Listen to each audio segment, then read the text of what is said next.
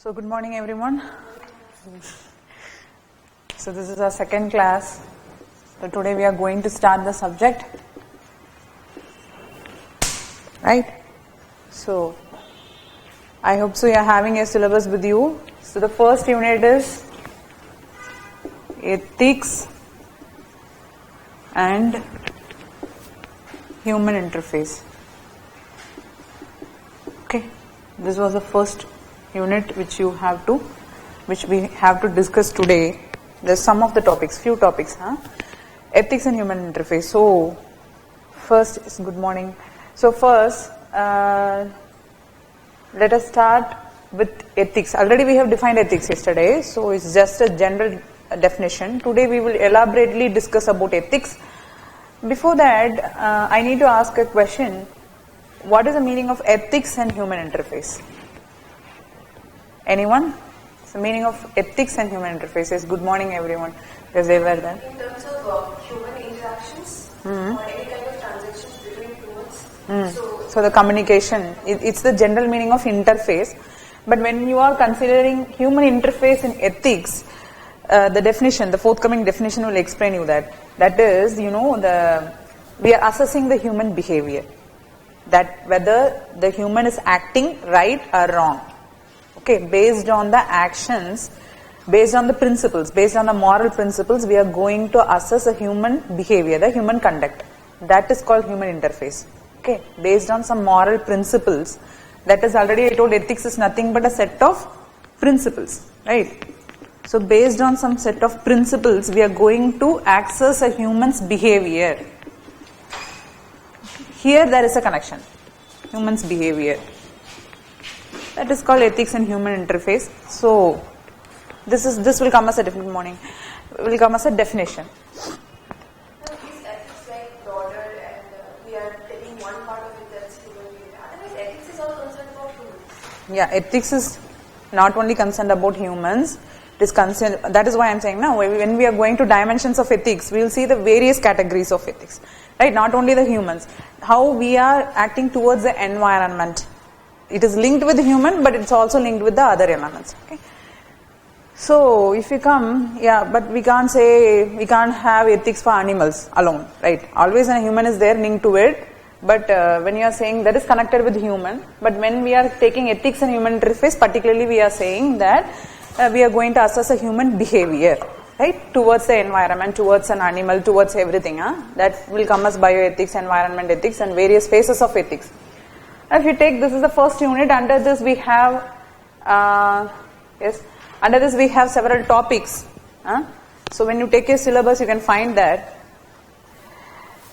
In that, general introduction is the first one, introducing the concepts of ethics, because this is the most important one which you have to face, the concepts like ethical relativism, ethical universalism, absolutism. These are the concepts which we will discuss. First, we will have to define what is ethics. Then essence, determinants and consequence of ethics in human actions. That is nothing but what we call as human interface. That is connecting a human with ethics. Interlinking humans with ethics. We are going to assess a human behavior or human action based on some moral principles. Right? So this is the first topic which we will discuss elaborately. Just I am giving a synopsis for you. So you can have your syllabus with you and then listen to me. Then if you come to the next topic is dimensions of ethics. Dimensions of ethics. Under this there are 4 dimensions. Right? 4 dimensions like this. One is descriptive. Right? Another is prescriptive. This I will discuss elaborately. No need to note here. So I am giving a synopsis. So whenever we are starting a unit, I will be giving what we are going to discuss. Then meta-ethics. Then applied ethics. So this is the various dimensions of ethics. And yesterday also we were discussing a question called as environmental ethics. Do you remember? So that environmental ethics is coming under applied ethics. Applied ethics is nothing but the contemporary ethical issues. We are applying the moral principles to the contemporary ethical issues we are facing in everyday life. In that, we can say there is bioethics, then environmental ethics, business ethics, robo ethics, machine ethics, like this it goes on, keeps on. Business ethics is there. So in descriptive, prescriptive, meta, if you see this, descriptive is nothing but, I already told, ethics is very vast, not like values. Value systems is nothing, it belongs to a particular individual. But ethics is going to describe about the moral principles of society, okay, which is prevailing in a particular society, the moral principles which is there in the particular region, in the country, everything clubbed together. That is comparatively we are going to study the ethical principles of various philosophers, the moral thinkers who belongs to India, also who belongs to the Latin countries. So this is descriptive. Prescriptive is nothing but what we call as prescription. When we go to doctor, he will prescribe some medicine for us. So that is prescriptions. So prescriptive ethics is going to say how you have to live. It's a common ethical, we are going to club every principles which was framed by various philosophers and thinkers, and we are going to bring it into some commandments, some principles. We are going to have some 15, 20 principles which we should follow in order to lead a regulated life. So that is prescriptive ethics. Under this we will be studying 3-4 headings, because that is one which we are going to apply in our case studies. The prescriptive ethics is the one which we are going to apply in our case studies. Should I go a little bit slow? I hope so, they are not following us. Prescriptive ethics. So dimensions is divided into descriptive, prescriptive, meta and applied. Descriptive is nothing but it is going to compare the various ethical principles which is prevailing in various parts of India. As we know, India is famous for its diversity. Similar way, the ethical principles which is prevailing in one culture to the other culture is also varying. That is descriptive. Prescriptive is nothing but we are going to prescribe some principles common to everyone. Okay, we have to follow. Either you may belong to a tribal community. Either you may belong to a southern region, either you may belong to a northern region, either you may belong to northeastern region, that doesn't matter, but these are the principles which you have to follow in order to live a well-regulated life. That is called prescriptive ethics. And if you see, under prescriptive we will be again seeing 2-3 headings which we are going to apply in our case studies, like utilitarianism principle, all these we will see later, utilitarianism, then deontological ethics, that is utilitarianism is otherwise called as teleological ethics or consequential ethics, like this it goes on. Then come to meta-ethics. Meta-ethics is nothing but, here we are going to put up various ethical theories, like if I am saying value, then you may ask me what is values. So all those ethical terms are clubbed together and is called as a meta-ethics. The definition of ethical terms is called as meta-ethics. So this is also a basic foundational ethics in order to understand the prescriptive ethics. Now applied ethics already I told that we are going to apply the moral principles in the everyday ethical issues we are facing in everyday life, right? So these are called as dimensions of ethics, and apart from that you also have human values, lessons learned from various philosophers from India and world. That is one of your topic. In that there are some selective personalities which you have to go through, like Socrates, okay, and in India also Gandhiji, so has given some ethical lessons for us. Buddhism has taught some the religious principles also, Buddhism, Jainism, what they have given. All these things will come under this topic. We will club into this. So for that, human values, you have to know about values. So we will also define about human values. Anybody who know about what is value? Value is something that we value. We value, yeah. One thing. In our lives. But in ethics, if you say same, values are nothing but it belongs to each and everyone. Like she may have some set of values, you may have some set of values, right? The principles which you are valuing, that is called as human values, that you are giving priority in your life, right? First for her, let us take honesty is the first principle which she values much. For you, friendship is the first principle which you want to value more than a honesty. Like this, it varies from person to person, but ethics is common for everyone, right? This is human values. And if you are taking human values, under this we will be also studying what are the value system which various philosophers and the thinkers around the world has given us, prescribed for us, okay? We will be comparatively studying that, and which one is the best, we are going to opt it in our case studies, and when and where necessary we will use those and quote it. We have to give quotation where this Gandhiji has said this, Dayanand Saraswati has said this, Swamiji has said so and so. Like this we will be quoting here and there. Then next one is the role of society, educational institutions in inculcating, then family in inculcating value systems to children. How we are going to learn this value system? From our society. Some value systems, like they say it is inborn. That is why there is always an argument between the philosophers. They say some value systems, like they say, like father, like her mother, she is always kind to everyone. So these are the value systems which is there since we are born, because it is in our genes, imprinted in our genes. There is an argument. They say how come values can be imprinted in genes? They say yes, it can be. There are some values like love that can be imprinted. So these children, when they are born to the parents who are giving love to everyone, they don't want to hurt anyone. There are some parents, they don't even harm others through their words. These children also follow the steps of their parents, same. And when they are there growing up in the family, they used to watch the parents, how they treat others. The children also learn from them, like a parrot, like a sponge. They are trying to observe everything from the parents. And same way when they go to educational institution after 4 years of age, nowadays 4 years, nowadays even 2 years they are sending. So once they go there, they make friends through society. They are learning some value systems. My friend is like this, he is having a very neat and clean habit, so let me also have it. It looks very good, so people like it, I will also. Same way when they go to the society and when they get exposure to it. Same way when they are interacting with the teacher. There might be a lot of inspiration they take from a teacher. At the age of 13 to 20, they used to learn from the teachers a lot. One who teaches. So they are the role models. From the role models, they try to learn something. So these are the topics which we will be seeing under ethics and human interface. Right? So this is our first unit.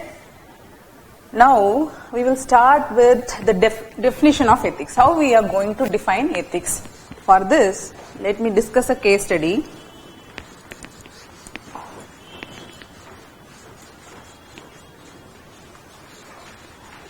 Like case, a simple case is not a case study. We will discuss a simple case. So as you know, we will speak about good. They are also defining and following us. Yes, good. So now we are going to speak about abortion, right? In India, the secular public discussion, if we are taking about, then we are going to discuss about abortion. Most probably, the abortion is always seen in the angle of sex-selective abortions. You see, whenever you are speaking about abortions, the first term which comes in our mind is sex-selective abortion. Mainly, people are doing abortions in order to avoid female children. That you will be learning in your society part. So in your governance part also, a lot of schemes has been introduced in order to avoid these types of abortions. So first we are talking only related to sex selective abortions. Second thing we are speaking in related to maternal health, because the adolescent age girls are undergoing abortions. Third, we are leaving one important angle through which abortion has to be discussed, that is repeatedly induced abortions. What is the meaning of this? See, this is not our business. Don't think this is not our business. So whenever you are giving your answers, you have to know. Suppose some issue is happening, you have to know the 360-degree angle coverage of that issue with the negative and the positive consequences, and what are the side effects of undergoing these issues. Everything you have to cover. Not only in ethics, in each and every subject, this has to be your way of handling particular topic. So when you are writing in ethics also, you will understand. When you are writing a case study, you have to know what are the bodies connected with this. When some issue is happening, what are the bodies, where you can go and complain, how you can handle this matter, because you are going to be a district collector. In your district there will be a lot of sex selective abortions and you have to rectify that problem. So how will you rectify? You have to know the bodies which is helpful to rectify this particular issue, where you can go and complain. Either you can directly take action, or is there any body, all this you have to know. And what is the power of a district collector, that also you have to know. So first issue, so he's joining us newly. Let me do. So I have given a synopsis of first unit, and now I am starting with definition for ethics. Okay, I'm discussing about an issue, and then I'm going to define ethics. In that first issue I have taken is abortion. So abortion is always talked in the angle of sex selective abortions and the maternal health only. The third one is repeatedly induced abortions. Repeatedly induced abortions. What is the meaning of this? Is it about the family pressure? You are saying the causes, reason for repeatedly induced abortion. So what is repeatedly induced abortion? It is not voluntarily in the sense the mother doesn't want to undergo, but then it is some kind of family pressure or pressure from the husband or some relatives. So she is saying the reasons for undergoing repeatedly induced abortion. But repeatedly induced abortion is nothing but women is taken there. She is doing 6 months, 7 months, she is doing abortions completely, continuously. A cycle is going on. Because even in married life, she is not aware of using contraception, or she is under pressure to not use the contraceptive devices. And another one thing is the adolescent girls who doesn't know the meaning, who doesn't know the meaning of child, anything. She is unaware, she is ignorant. Those types of girls has been exploited by their own family members, and she was undergoing repeatedly induced abortion. So this is another one social issue which is happening in India. If you are taking abortion, then you have to speak in all the angle. What a woman is facing in this society. So whatever we can put it. So the abortion is. Now I am going to put a question in front of you. Is abortion legal in India? Yes, ma'am, it is legal. How? You'll write here. They will also see.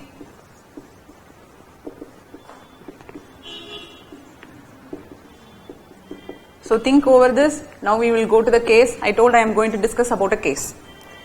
Nikita Mehta.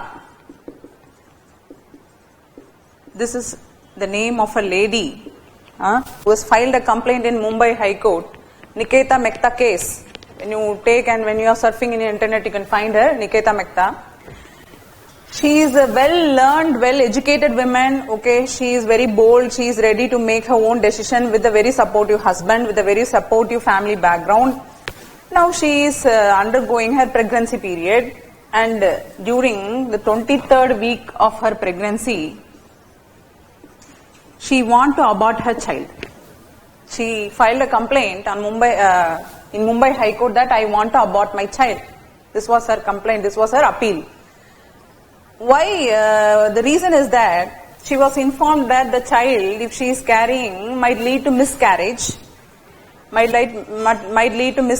or otherwise born with some abnormalities. Now she don't want to carry her child forward. Either the child might die, or it may born with severe abnormalities.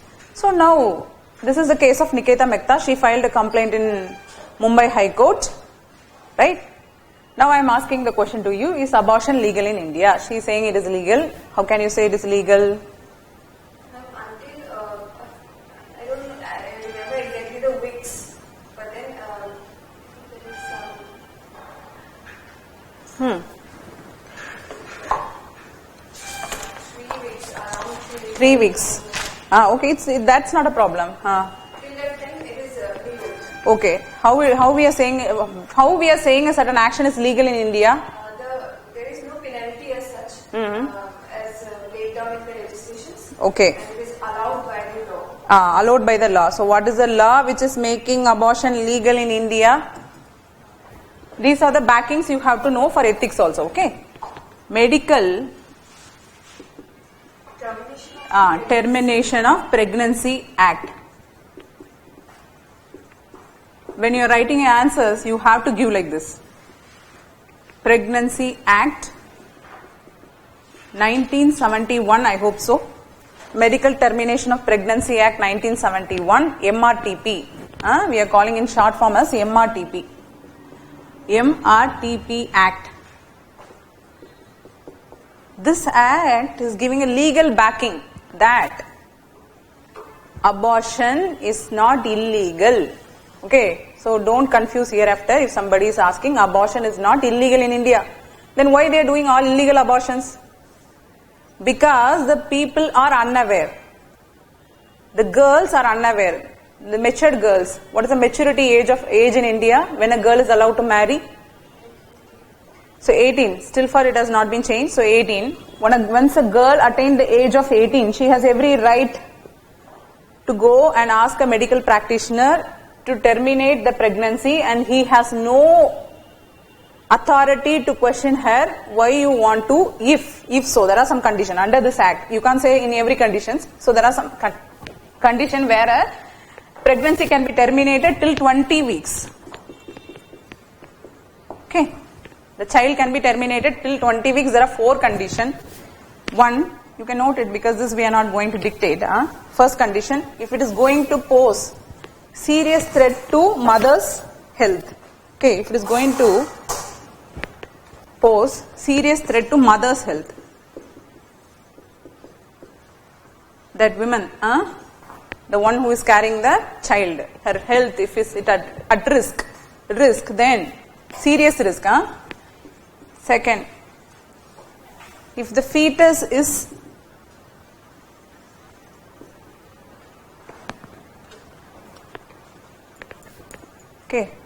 the child is going to born with abnormalities, with severe, write the word severe in both the cases, severe abnormalities. Right? Severe abnormalities, this is second condition.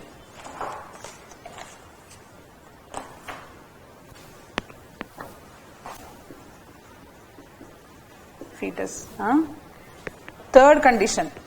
So first, it should pose serious risk to mother's health. Second, child, if it is going to born with severe abnormalities.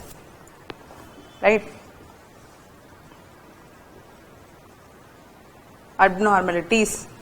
Third, failure of contraception.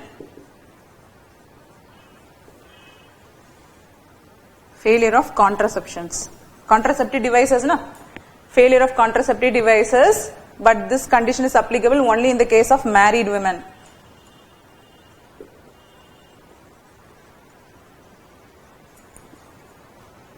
And fourth, in case of sexual assault.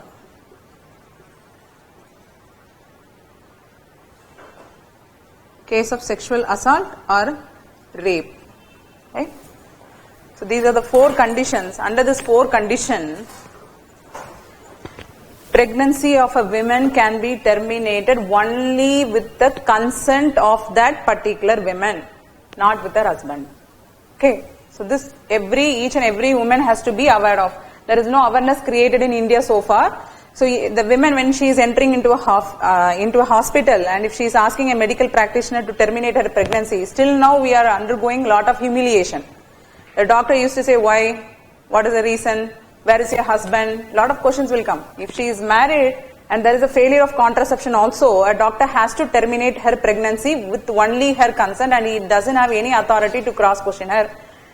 Otherwise, if the woman has been undergoing a treatment and if she knows that the child is going to born with severe abnormalities which is going to affect the future of the family and the child, then she can also abort a child. And if it is going to pose serious threat to mother's health, severe risk that if the child is going to be born, the mother will die. In such a condition also, there are some diseases. The mother will definitely die if the child is going to born, like congenital diseases there. So all these things, mother's health will get affected. Then if you go for the sexual assault or rape cases that is happening in every nook and corner of India. So for this also you can do. Yes. These 4 conditions pertains to those cases which are beyond 20 weeks or which are within 20 weeks only. That is why there are a lot of cases which are pending in the court. You know, the girl one who has crossed 20 weeks and she was undergone rape or something. Inside the family only, the family members has caused that to her, and she has crossed 20 weeks and then she was not allowed to terminate her baby. And she was only 12 or 13 years age, I doesn't remember her, 12 or 13 years age, and she applied to the court also. She made an appeal to the court, but the court also rejected her plea because she has crossed that weeks. And then she also gave birth to a baby boy, something. It came in the newspaper also. So these things are happening in India because we are not aware completely what is going on and related to abortion and all, everything. So in Nikita Mehta case, now she is well informed woman. She knows after her 20 weeks she is not allowed to do it. Now she has applied in the court. Now we can see, now we are going to define ethics. For this only we are discussing this case, right? Ethics. How we are going to define ethics? Right. Are we done with this? So, we will pass to the definition. Actions. If you want to make a tabular column, you can make. Right or wrong. Right.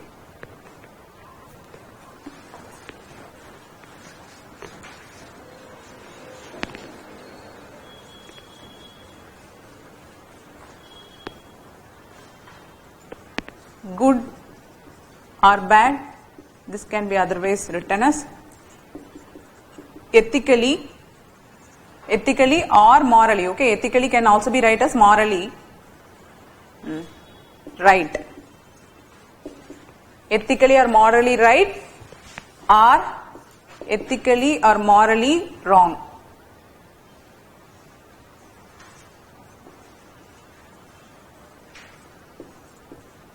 Okay, so write like this. We are going to define it very easily. You will remember in your lifetime what is the definition of ethics. After this we will define. Okay, first we are going to understand ethics. So take Nikita Mehta case. What action? Now you are a doctor. Now you are a medical practitioner. Nikita Mehta has come to you. You know it is illegal in India. If you do it, what happens? What will happen? Tell me that. That's why I told you have to have wide knowledge related to the social issues, because when you are writing case studies, you have to be very careful. You can't just say, yes, I will not do it and all, and even if I do it, then you have to know what are the consequences of doing it. So what will happen if you are doing it and a case is registered against you, then your license will be cancelled. You can also be imprisoned. So all these things will happen. Okay, these things you have to know. So action, Nikita Mehta is coming to you. Will you terminate her pregnancy?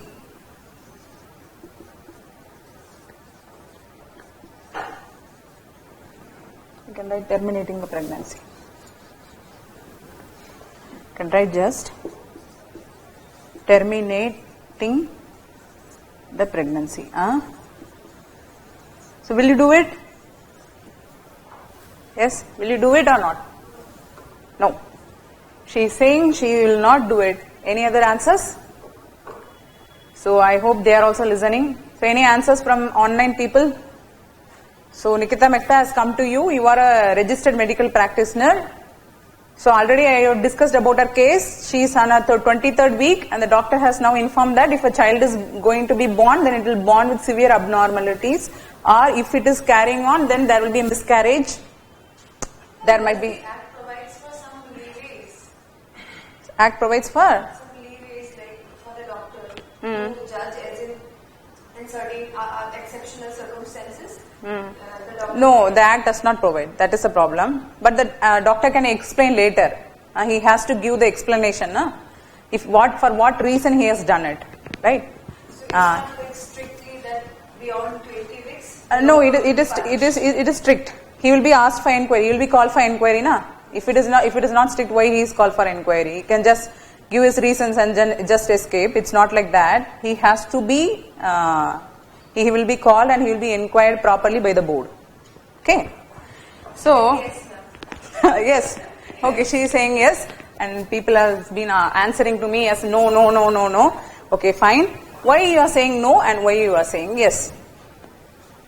ma'am, although the legislation has strict provisions, and of course there are risks for me to getting my license cancelled in the process of doing it. But then, from the ethical point of view, this lady's life is in danger, or else even if there is a birth of a child who is disabled. So I like to interrupt here. She is saying the lady's life is in danger. This is how you are making mistakes in your case study.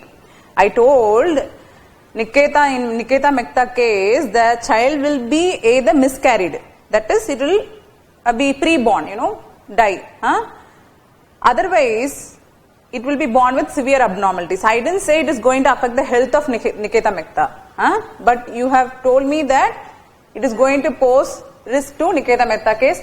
So we can say definitely no, because it is legally also wrong, because she is legally. Right or wrong, we are deciding based on laws or rules, which is prevailing in the particular country. Which is prevailing in a particular country. The laws and the rules, which is Abhijit has also answered, with their consent and condition under law. Okay. Laws and rules which is prevailing in the particular country. Based on that, we can't abort. It is legally wrong. Legally it is wrong. That is right or wrong means it is based on legality.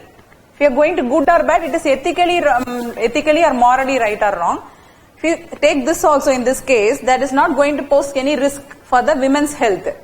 But if you are taking a life without any seriousness, then that it is also not allowed. Morally it is wrong to kill some person. Right? If the lady is posing some risk, and child also may be born, either be born dead or either be born with severe abnormalities, we have to save at least one life.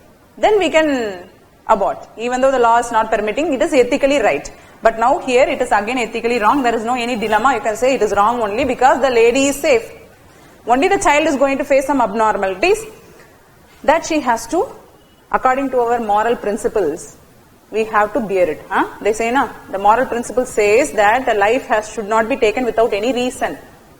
An innocent life should not be taken without any reason. So, the parents has to tolerate it and has to continue with the pregnancy. This is a moral principle is also accepting, and legally also it is right. Okay, so you can't terminate the pregnancy. This is one case. Do you understand the case? If the fetus isn't it like a case of fetus being born with severe? Yeah, either, but it is having life, na? Who are you to take a life? You don't have any rights, right? According to moral principles also, you don't have any right to kill some person. That is what Hitler did. What Hitler did? Hitler, what he did? He said, gasified the people who are born with abnormalities. Okay, he said you are not having any right to live in this country because you are abnormal. You don't have any rights. Only if she was suffering from depression, everybody is living with depression. You have to. So what it happens? Hitler gasified the people. You know that, na? What he did? Holocaust is still being separated, celebrated. Still now they remember that event. What he did? Jews has been killed, and apart from that, he also killed his own people who are not normal. Those with those who are visually impaired, those who are physically impaired people, he killed them. Right? So this is like Hitler event. If you are doing it, you are also Hitler, na? Okay. So, terminating the pregnancy in the Nikita Mehta case, there is no any ethical dilemma for you. It is legally also wrong. It is morally also wrong. You can't do it. Because with one reason that the child will born with abnormality. That is the only reason you can't terminate a pregnancy, both morally also and legally also. She is crossing her 23rd week. Right? Now come to the next point. If the laws allow 20 weeks, by law only we would have terminated that. If she is under 20 weeks of her pregnancy, through law we would have terminated, because the law is also saying, if the fetus is born with severe abnormalities, we can terminate it. But moral principles is saying it is wrong. Okay? If it is not posing any threat to any people's life, without any reason, you should not take a person's life, an innocent life, because of only one reason, that it is going to be born abnormally. I actually thought that this concept of miscarriage would eventually lead to some threat to her life. But the doctor has said, there is no threat. That is why she applied in the court. The doctor has said there is no threat for the woman's life.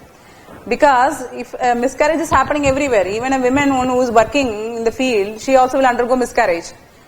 Only in some life-threatening events the women will be affected through miscarriage, everything. Any doctor in online, you can also answer for this. Right? Now consider the second case. First we discussed about Nikita Mehta case.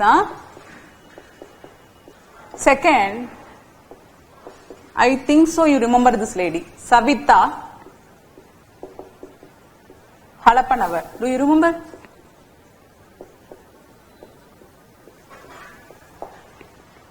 Do you remember this name? Savita Halapanavar.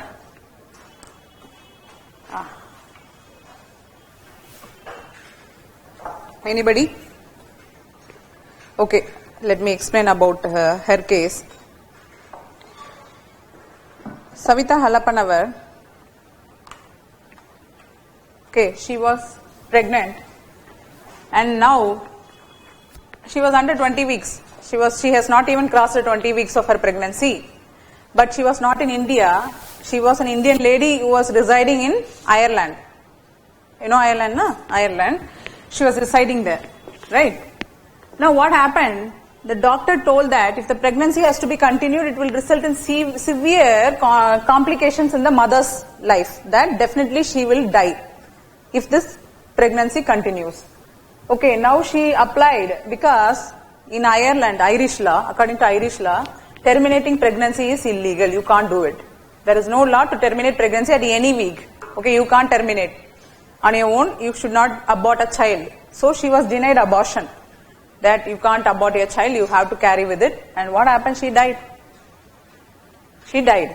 Right? So this is a case which happened in 2012 and it made news, and now after 4 years of her death, Ireland has repealed the law that now they can abort the child. Okay, because this case is one of the cause for repealing that act. Now if you say Savita Halapanavar case, right? Suppose Savita is coming to you in India, whether you can abort the child, let us consider the cases about 20 weeks. Legally it is right or wrong?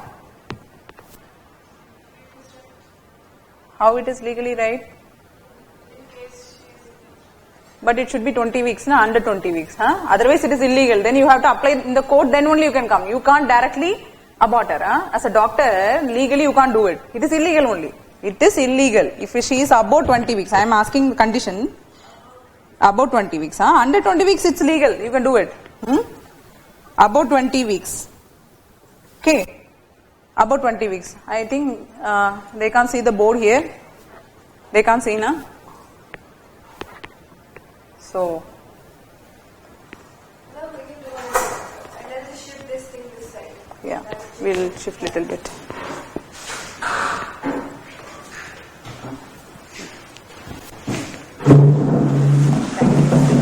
Thank you. Enough. So if you see, she is above 20 weeks, then it is illegal. Illegal. And again, if you take morally, if you are aborting a child, suppose she has come, you know it is illegal, but you are ready to abort a child. Is it ethically right? It's morally right or wrong? Is it morally right or wrong? Morally right. Morally right. Good. Why? Because the doctor has already said that her life is at risk. Even the child will be born with abnormalities. Otherwise, the child will also born with death. The child will not survive after birth. So it is either we can save one life, na. So here comes ethical dilemma. In this case, there is no dilemma at all. It is wrong in both the cases. But if you are taking considering the second case, and if the condition is above 20 weeks, then it is right or wrong means definitely it is legally wrong, right? But morally it is right. Morally it is right. Why? And here we have to discuss two terms. One is ethical dilemma, right? Ethical dilemma, and under which principle you are going to choose, right? You are going to abort, or in which principle you are not going to abort. So if you see, there are two confusions, right? One is, already we said it is wrong to take a life. We said, no, it is wrong, we should not take a life. Okay, So, wrong to abort. Morally also, it is wrong to abort. One condition. Second, that is why I already told that there is no right or wrong in ethics. The first class I told, there is no right answer, there is no wrong answer in ethics, but you have to give your explanation in such a manner. Second thing is that is right to abort because I am going to save at least the mother's life. Okay. So she told I am going to choose this, and based on the probability I also chose it is right to abort. Okay, morally. So there comes a confusion because some doctors may think even though it is going to pose risk to the mother's life, how can I kill a child with my own hand? Hippocratic Oath, what is that? What is Hippocratic Oath? Have you heard this term? Where? Hippocrates is known as the father of That's the reason why they take an oath before every doctor, if somebody in your family is a doctor, they know it. When they enter into this profession, they take an oath that at any cost I will not harm any life. Okay. First oath what they take is, there are some oaths which they have to take. The first oath is that I will not harm any life. Because I am a doctor, even though the patient who is a terrorist, okay, one who is a terrorist, one who has taken, one who is a rapist, one who has killed, murderer, anyone who comes to me, I have to see him as my patient only. I have to treat him, I should not harm him. If the doctor knows that he is a terrorist, will a doctor put poison injection and kill him? You don't have any right because you have taken a Hippocratic Oath here. So, according to the Hippocratic Oath, the doctor may think, even though the lady is going to die, okay, I can't kill a child with my own hand, na? So there is then again, some doctors might think, okay, right, let it be. Suppose I leave this now, the lady is going to suffer, even though the child, that both can die. There is a possibility that child also will die, the lady also will die. At least at this stage, I can save the lady's life. The lady's life can be saved. So I will prefer this. So I am going to bend my Hippocratic Oath. I am going to kill a child because to save one life. So there is a confusion. Okay, what thing I have to choose? Whether I have to abort or whether I should not abort. Here comes a confusion. This is what we call as ethical dilemma. What is dilemma? What is the definition of dilemma? It's nothing but a confusion, na? Confusion. We don't know what way we have to go. So this is ethical dilemma. What is ethical dilemma? When two or more things are equally justifiable. Equally justifiable. Okay, this is also right, this is also right. I can't say, no, this is wrong. That I will not abort the child, na? This is wrong. I can't say, yeah, the doctor has said I will not abort the child, he is trying to kill the lady. I can't say like that. Because the doctor don't want to kill the child with his own hand, that is why he said I don't want to abort the child. Right? But the other doctor is saying, yes, I want to abort the child because I don't want to pose risk to the women's life. The women may die. Even though the child may be born or may not be born or born with severe abnormalities, but now the women's life is at risk, so I am going to abort the child. Two doctors are saying two things. Now there is a confusion. Both are ethically right. So that is called ethical dilemma. Both are equally justifiable. So which one you have to choose is based on which one we will choose. Lesser than two evils. When you are choosing a decision, you have to choose lesser than two evils or greater than two good. Do you understand? So whenever an ethical dilemma is coming in your case study, because all the cases which they give will come as ethical dilemma only. There will be ethical dilemma in your case study. You have to choose less of two evils or greater of two good. Do you understand the meaning of this? What? Where there are two evils? Two evils means if the negative consequences, two of the negative consequences is there, you have to see the intensity of the consequences. Intensity means the strength. Which one is more evil, you have to avoid it. Which one is more good, you have to choose it. Okay, do you understand? Good. Okay.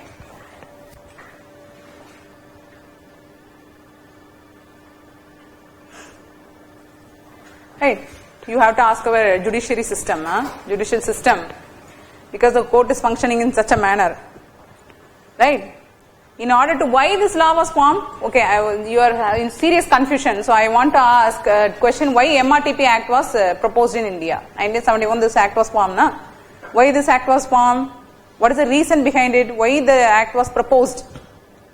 Yes, tell me. Because of sex selective abortions. I told you, whenever we are speaking about abortion, the first term comes in our mind is sex selective abortion. In India, even now in certain places of the country, you can see female infanticide is happening.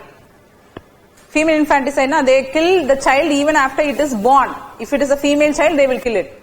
Even in southern part, there are some areas. Even in northern parts, there are some areas. They are doing this type of habit is prevailing among the people.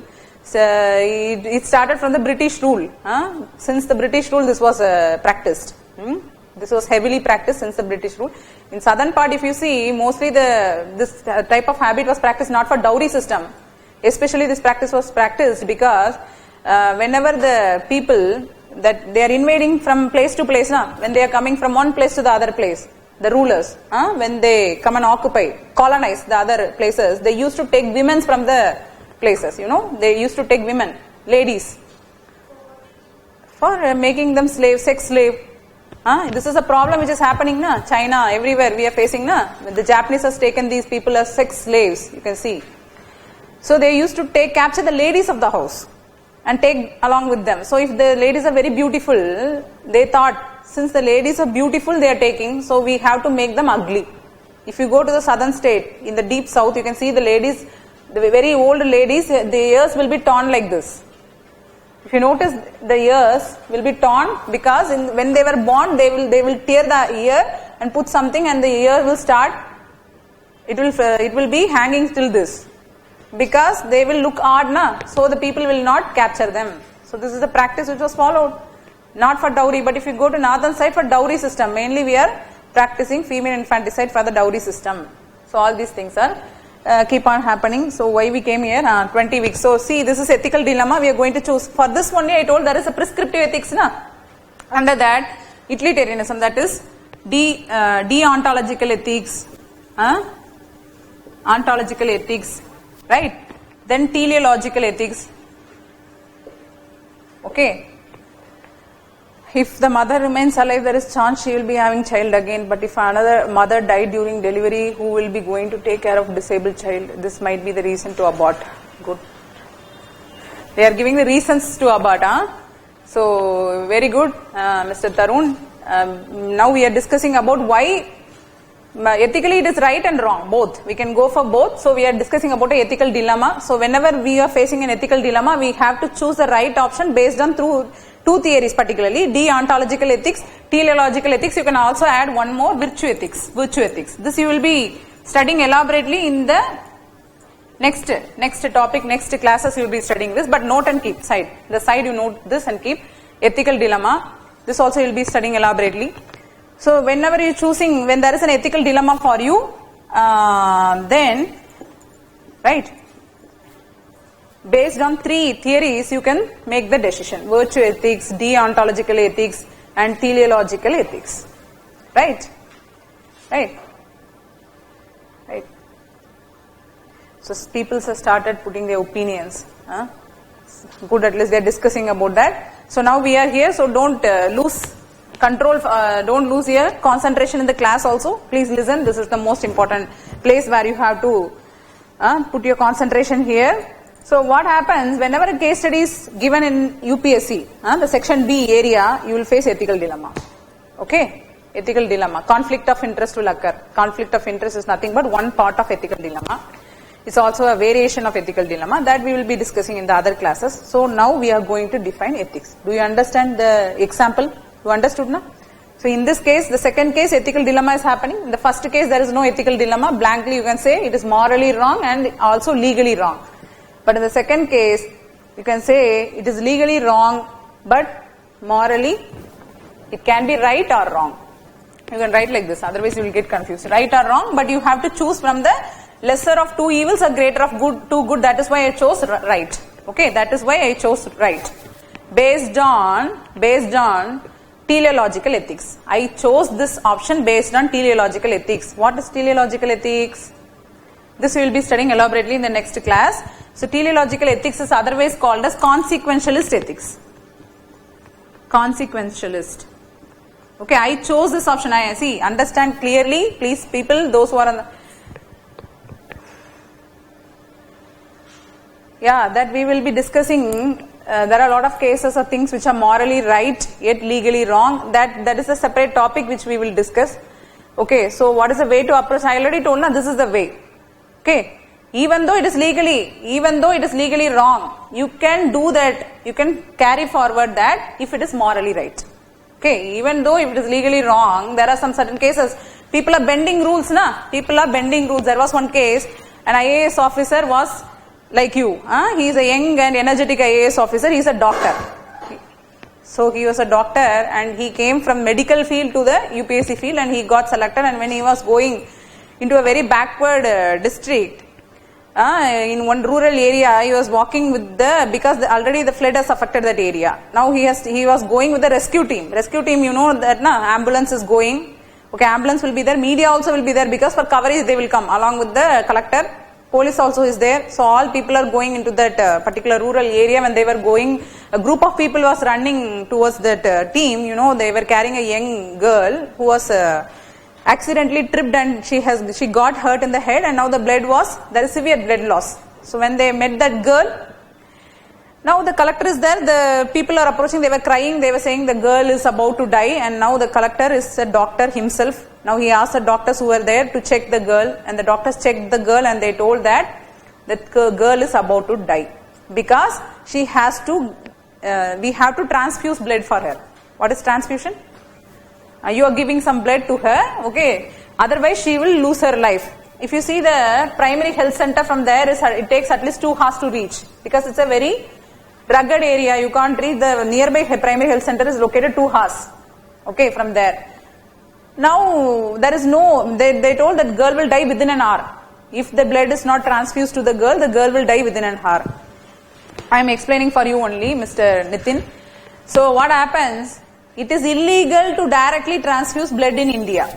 You know that or not? It is illegal to directly, there is transfusing from body to body, that is taking the blood from one person. You might see in the hospital, na? It is not allowed in India. Only for film's sake they will do. You will be lying in the nearby bed, the other patient will be lying in the nearby bed, and they will take blood from this person and transfer to the other person. It can't be done. Only the registered blood bank has to give the blood to the person who is in need of blood. Why? Because there are a lot of diseases which has to be screened, then only the blood has to be taken to the patient.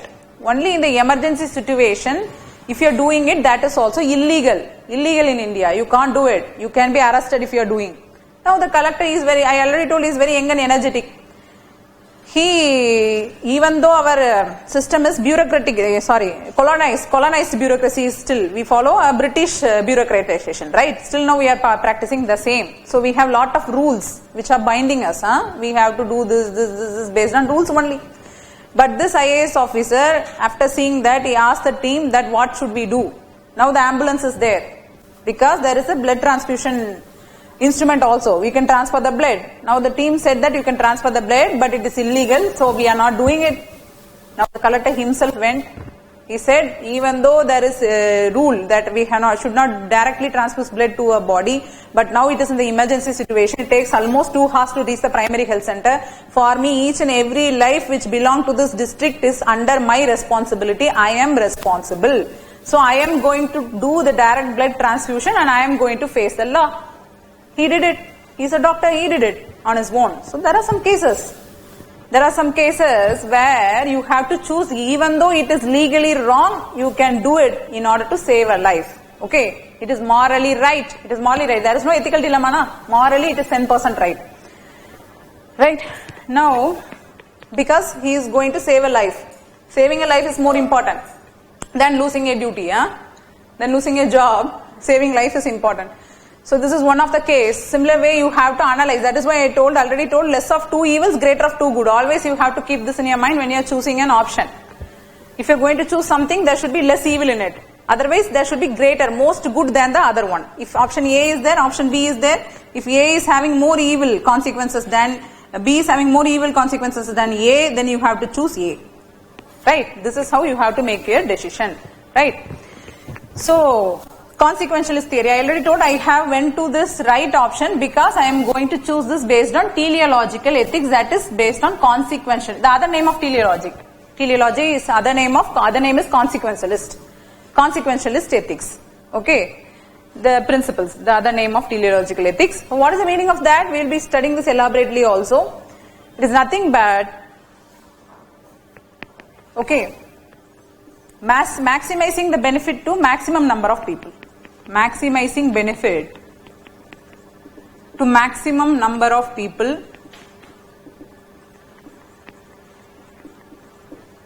that is always the benefit has to be in the maximum. That is the simple term I already told. Greater of two goods. Okay, greater of two goods. This is called as consequentialist theory. Maximum benefit to maximum number of people. Okay, so, right. Maximum number of people. This is consequentialist theory, and when you are studying about particularly the utilitarianism, that is teleological. Utilitarianism is otherwise called as teleological. It's otherwise three names are there. Once we are going into that, I will explain properly for you. So till this it is enough for this example. So once when we get into that, you will be elaborately explained about all the three theories and how you have to choose when you are facing an ethical dilemma. Right? Have you understood till this?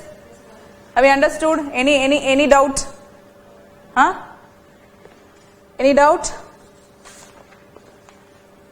Any doubt? Okay. So in this case we have discussed. So before defining the ethics, I am going to take another example. Then we will define ethics. Then we will write the definition about ethics also. Then we will go to the next topic. Right? So the next example is that I am going to say, listen carefully. This is how, see, we will get very limited time when you are given a case study in your hand. You have to read the question with deeper concentration. That's why I am saying you have to meditate in order to make you concentrate in what you do. So, you have to read the question at least twice or thrice. In that period, you have to mark what are the important facts in the case study. Then only you can answer your cases. Okay, it's very important. Lot of times you will get confused. Right? Now see the second case, the second example I am going to discuss. Listen carefully. There was a small boy. There was a small boy. He had a younger sibling with him. They had no parents, and this boy and that younger sibling has not eaten for 2 days. Now he is hungry, very hungry, and the smaller boy can't tolerate it. He is very young, less than 1 year old. Now he has to eat something, otherwise definitely he would die. Now this boy doesn't have any option. So he went and he was roaming near a shop. Then he stole a bread from that shop and ran away. He stole bread or bun something from the shop and he ran away. So is stealing legal in India? Stealing. Now let us assess the action of that boy step by step. The boy stole. Just don't consider the other condition. Don't consider any other thing. The boy is stealing a bread. Is it legal? It is not legal. Is it morally right? Don't consider any other condition. I am just saying boy is stealing. It is morally wrong. The boy, poor boy steals. The poor boy steals. Okay. The other condition is not considered here. The poor boy. A poor boy is there. He went to a shop and stole something. Is it legally right? Morally? No. Even though you are poor, you are not allowed to steal. Stealing is sin. Now, third condition. The boy stole to save a life. Is it legally right? No. Again, it is not right. Is it morally right? Yeah. It is morally right. Here also I already told there will be confusion. Ethical dilemma will come. Even though we have to save a life, for her, saving a life may be important priority, value system. For her, no, I don't steal. Okay, so you want to save a life. For you, the priority may be saving life. So what you say is that, okay, I am ready to steal. Even though I steal, I am going to save a life. So I am going to save because for me, life is important and stealing is second priority. Okay, for her, saving is first, stealing is second. For you, no, even though I want to save a life, my mother has told that I should not steal in any situation. For me, stealing is my first value system which I prioritize. So that is why I told values vary from person to person. But in ethics also we are having a set of principles. In that they say we have to save a life. We should not lie. We should not cheat. All these are ethical principles. But in this case, if there is a confusion whether it is wrong or right, I already told you have to go less of two evils and greater of two good. So based on the consequentialist, that is the teleological ethics, that is the end-based ethics, the boy is allowed, okay, at least he is going to save a life for that only reason. The greater goodness is to save a life. Even though he steals, he is going to save a life. So it is right. Okay, so this is automatically a right. We are giving more value for right, even though that is not wrong. Even though if you say I am not going to steal, even though I have to save a life, I will not steal because it is ethically wrong only. That is said by deontological ethics. That you will study. So keep this example in mind. Once when we come there, I will compare this example there and I will teach you. Okay. So two types of ethics I told deontological ethics and teleological ethics. Deontological ethics always says, even though the end you aspire for is good, you also should choose a good mean. Means should also be good. Means should also be good in case of deontological ethics. But teleological ethics says, I don't care about the means. I care only about the ends. I don't care about the means. I care only about the end. End is to save a life. I will do anything to save a life. That is teleological ethics. But deontological ethics says, no, even though I have to save a life, I will choose only good means. I should not steal. Okay, this we can't apply in every situations. I was just wondering that even though we have a set of virtues, like we will follow in this line. So even it is just circumstances that make us categorize these virtues into hierarchy. Yes. This would become in private. Both is divided in us. Yes. Yet in circumstances. That is situation decides. Situation decides which value we are going to prioritize. When you are a child, you may prioritize something. When you have grown up into adolescent girl, then you would have prioritized some other value than the other value. Now you are an UPSC aspirant. You are better than everyone. So now you have some value system which is unique to you, that I will follow this value system. Even though I have to become an IAS officer, I will choose only right means to achieve the end. I don't want to go in the shortcut manner. All these things you will. So there is some value system which each and every person have in their life. That is called values, and the values is combinedly called as ethics. Okay, values is just a part of ethics, and the ethics, in ethics we always follow most probably the teleological ethics in order to say that this person has not done a serious wrong. Okay, in order to save a life, this person has accidentally stole. He don't have any intention to steal. He did not steal a diamond. He stole just a bread in order to help a boy who is going to die. So in that case we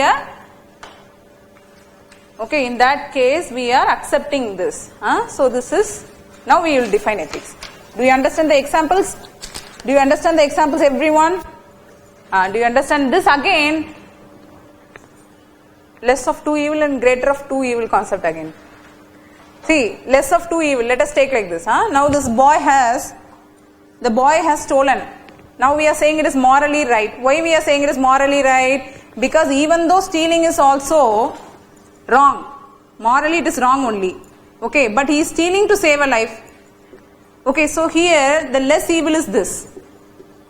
It is having less evil consequences. This event is having less evil consequences because he is going to save a life. He is going to do a good.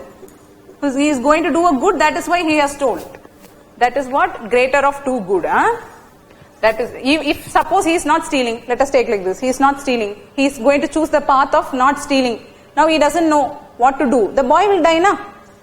Is it greater good or less good? Less good. That is why we are choosing this path. Do you understand, Mr. Akshay? Right. I hope you all understood this. Now we will define our ethics. So draw a diagram. We will define ethics with the diagram, right? Then we will take a definition for the first thing which we have completed, the first part. Still now we have crossed one thing, that is what is ethics. We are understanding what is ethics. This is the most important part because with this only you are going to write a case study. So don't worry, again the examples will be compared and explained when you are going to study about the deontological, teleological ethics. and virtue ethics, right? Now draw the diagram. Ethics. Two way we are going to define. First diagram, ethics is defined as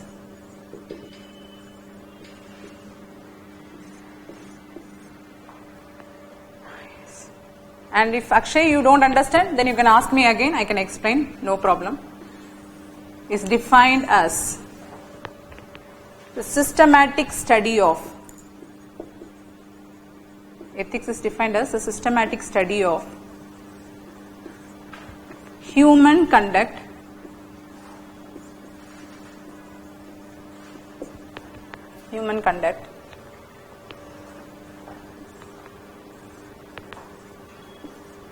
as right or wrong, good or bad. Right or wrong is always based on laws, rules, regulations, ... Good or bad is always based on. Good or bad is otherwise called as ethically or morally right or wrong. Ethically right or wrong. Okay. Good or bad is based on moral principles.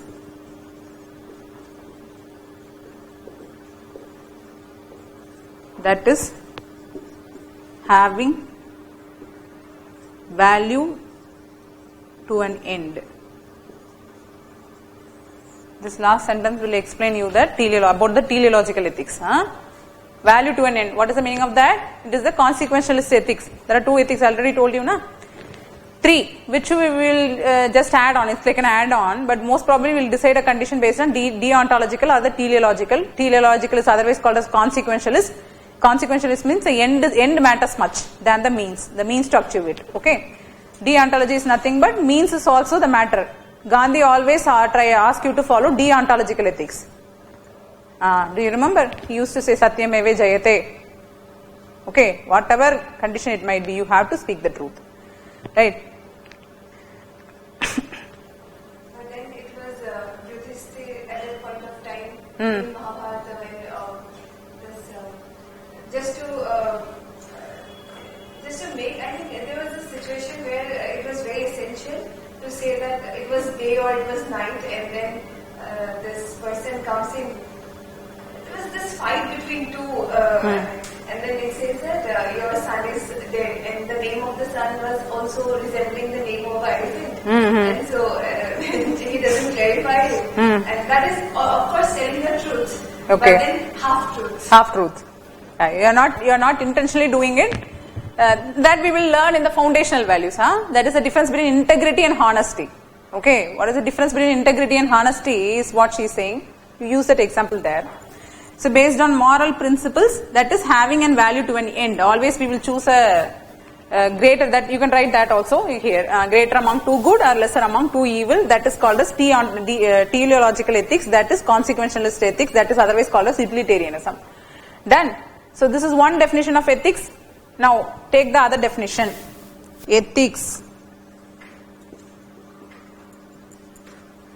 Why we are using ethics? Ethics.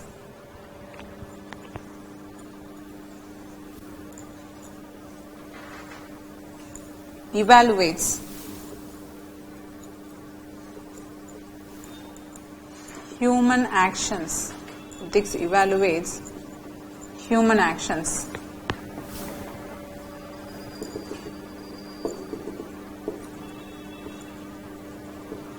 And the values underlying them. Human actions and the values underlying them as right or wrong, or good or bad. Okay, this already we have written here elaborately, so just write like this. So this is the second definition of ethics. Ethics evaluates human actions and the values underlying the human actions as right or wrong or good or bad. Right? I already told each and everyone is performing an action based on the value system which they hold. Even though there is a set of moral principles which is universally prescribed as ethics, you have your own value systems. Based on the value system, you will prioritize. So this is the other definition.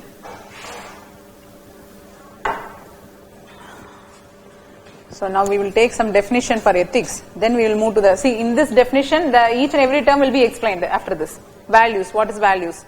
Then what is human actions? What is right or wrong? I already told you, legally. It is based on legally. So what is the difference between law and ethics? This I will teach in the forthcoming session. So what you will do, first we will take a definition, then we will continue, okay? Otherwise you will miss the loop. So take a definition for ethics.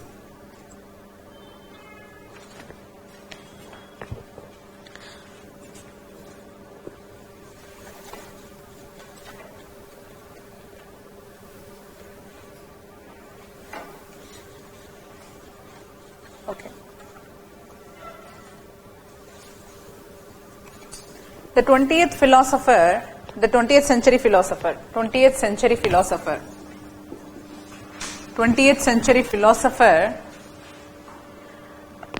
she is talking about Yudhishthir. Somebody has given that. She is talking about Yudhishthir and Ashwatthama story, right?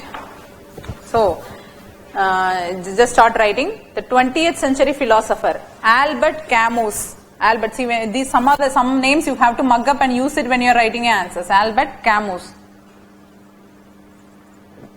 20th century philosopher Albert Camus stated that. Albert Camus stated that.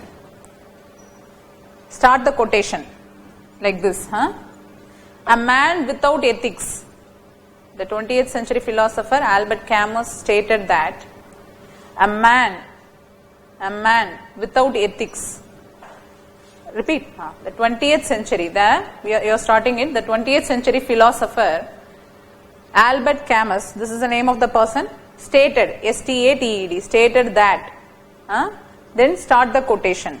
A man without ethics. A man without ethics. Ethics, E-T-H-I-C-S. A man without ethics. Man without ethics is a wild beast. It's a wild beast. Man without ethics is a wild beast. What is beast? Animal. It's a wild beast loosened. L-O-O-S-E-D. Loosed. It's a wild beast loosed. It's a wild beast loosed upon this world. This world. Quotation close. Close the quotation. Upon this world. Okay. Upon this world. Can you write one more thing? Continue the paragraph. Okay. Ethical questions. Explore.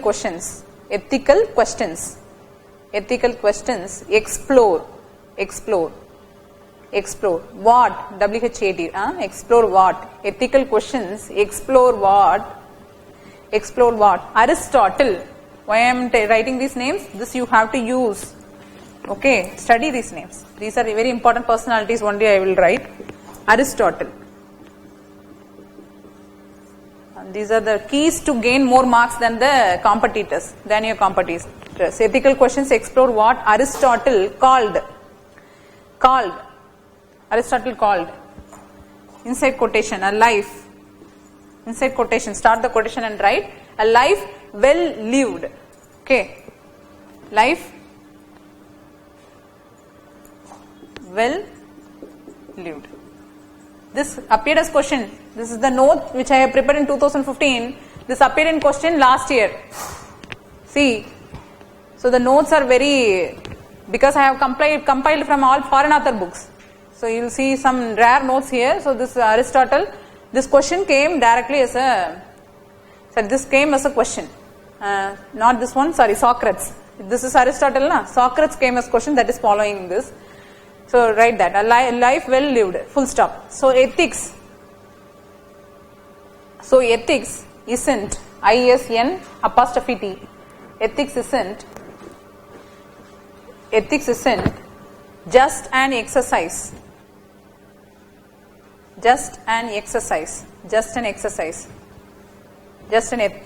for philosophers. Just an exercise for philosophers. So ethics isn't just an exercise for philosophers or intellectuals. Philosophers or intellectuals. INTELLECTUALS. Intellectuals. Full stop. Or intellectual. Full stop. It is at the core of everyday life. It is at the core of everyday life. Everyday life. Full stop. Then start the next paragraph. In that you write, ethical people. The people with ethics, na? The people who live with ethics, ethical principles, that they are called as ethical people. Ethical people have what? WHAT. Have what? Philosophers. Right? Philosophers. First one. First philosopher, Thomas Aquinas. Have you heard this name? A very popular philosopher. If you are from philosophy optional, definitely you should have studied about him. Okay, Thomas Aquinas. Called. Right inside the quotation. Called inside the quotation. Well-informed conscience. Well-informed. Like this. Well-informed conscience. C-O-N. Well-informed conscience. C-O-N-S-C-I-E-N-C-E. Conscience. Quotation close. I already told philosophers. First one is Thomas Aquinas has said like this. Then Socrates. This appeared as question. Aristotle has not yet framed as question. Same. The line appeared same like this as question. Socrates called. Socrates. How Socrates died?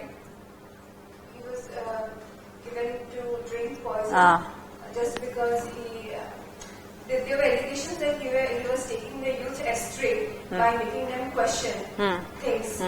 At that time when they were speaking against the church or against government, they will be definitely killed. Na? If they are thinking scientifically, they will be killed. So Socrates also one of the philosopher. He is a great philosopher, father of philosophers, we can call like that. He died. Even Kalamji has said that, why he has died.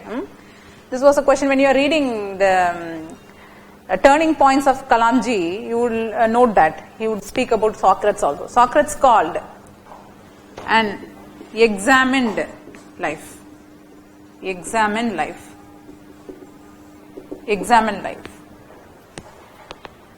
Okay?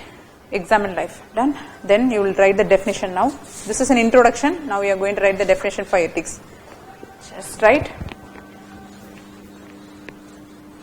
In the next paragraph you can write ethics. Like this you write. Then draw like this. First definition, then second definition. That I will tell like that. Okay? Just put like this. It will be easy and it will be interesting to learn also. If you are writing as a paragraph, then it looks like a book, na? Then you will get bored to read it, right? So first definition.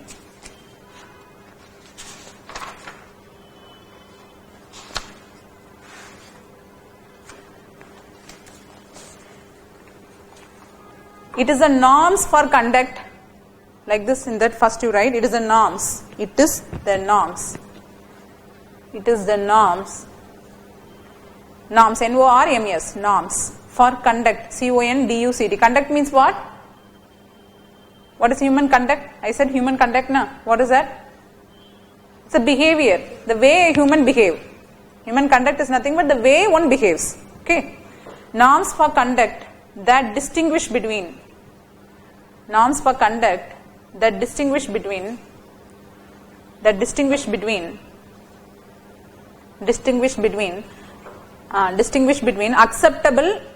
acceptable and unacceptable behavior.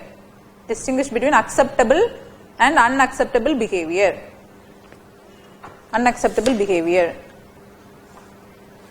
Second definition. Already you wrote one definition in the form of diagram. Remember that na? First. Second now here. Second definition. Ethics refer to a system of moral principles. Ethics refer to, second definition, ethics refer to a system of moral principles. System of moral principles, comma, system of moral principles, comma, underline that, system of moral principles. Ethics simply if you have to define, I already told KISS strategy na, that is our strategy which we will follow in our class and in exam also. Keep it short and simple where it is necessary. If they are asking to elaborate, you have to elaborate. Otherwise, you have to write in simple terms, means set of moral principles. Ethics is set of moral principles. Comma, which affect the decision making ability. Which affect the decision making ability. Comma, which affect the decision making ability. Which affect the decision making ability. Decision making ability of the people. Which affect the decision making ability of the people. Decision making ability of the people and act as a decision making ability of the people and act as a guiding principles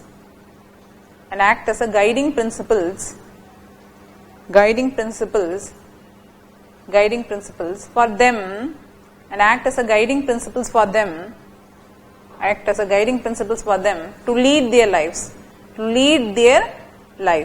okay, to lead their life.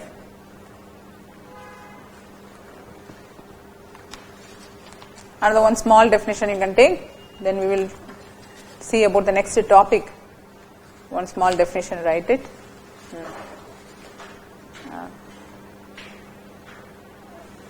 Small, two small, one. Ethics comes from.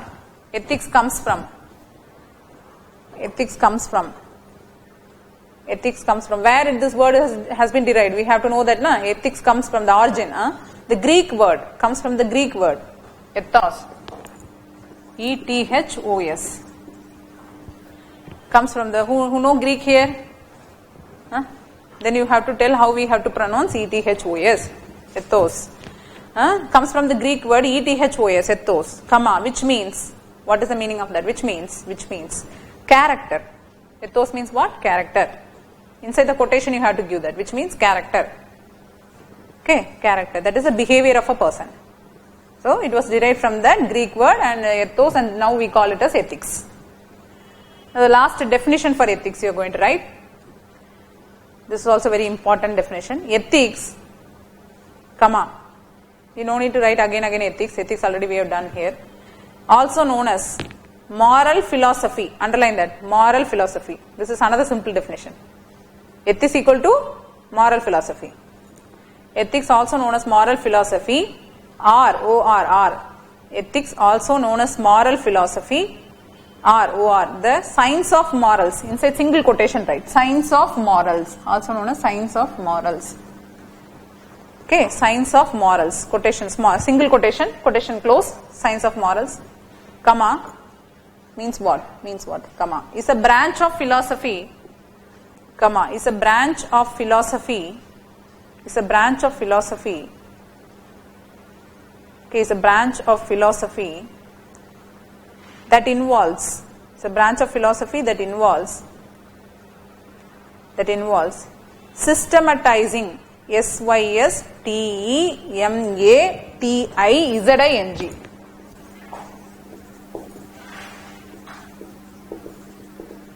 Okay, comma. Defending. defending. Comma, defending. And recommending. recommending. Recommending. Concepts of. And recommending concepts of right and wrong. Concepts of right and wrong in human actions. Right and wrong in human actions. The branch of philosophy that involves systematizing, defending and recommending concepts of right and wrong in human action. Okay. So these are the definitions for ethics. Now we will continue with our class. right? So we have defined ethics. Now first let us see in the definition.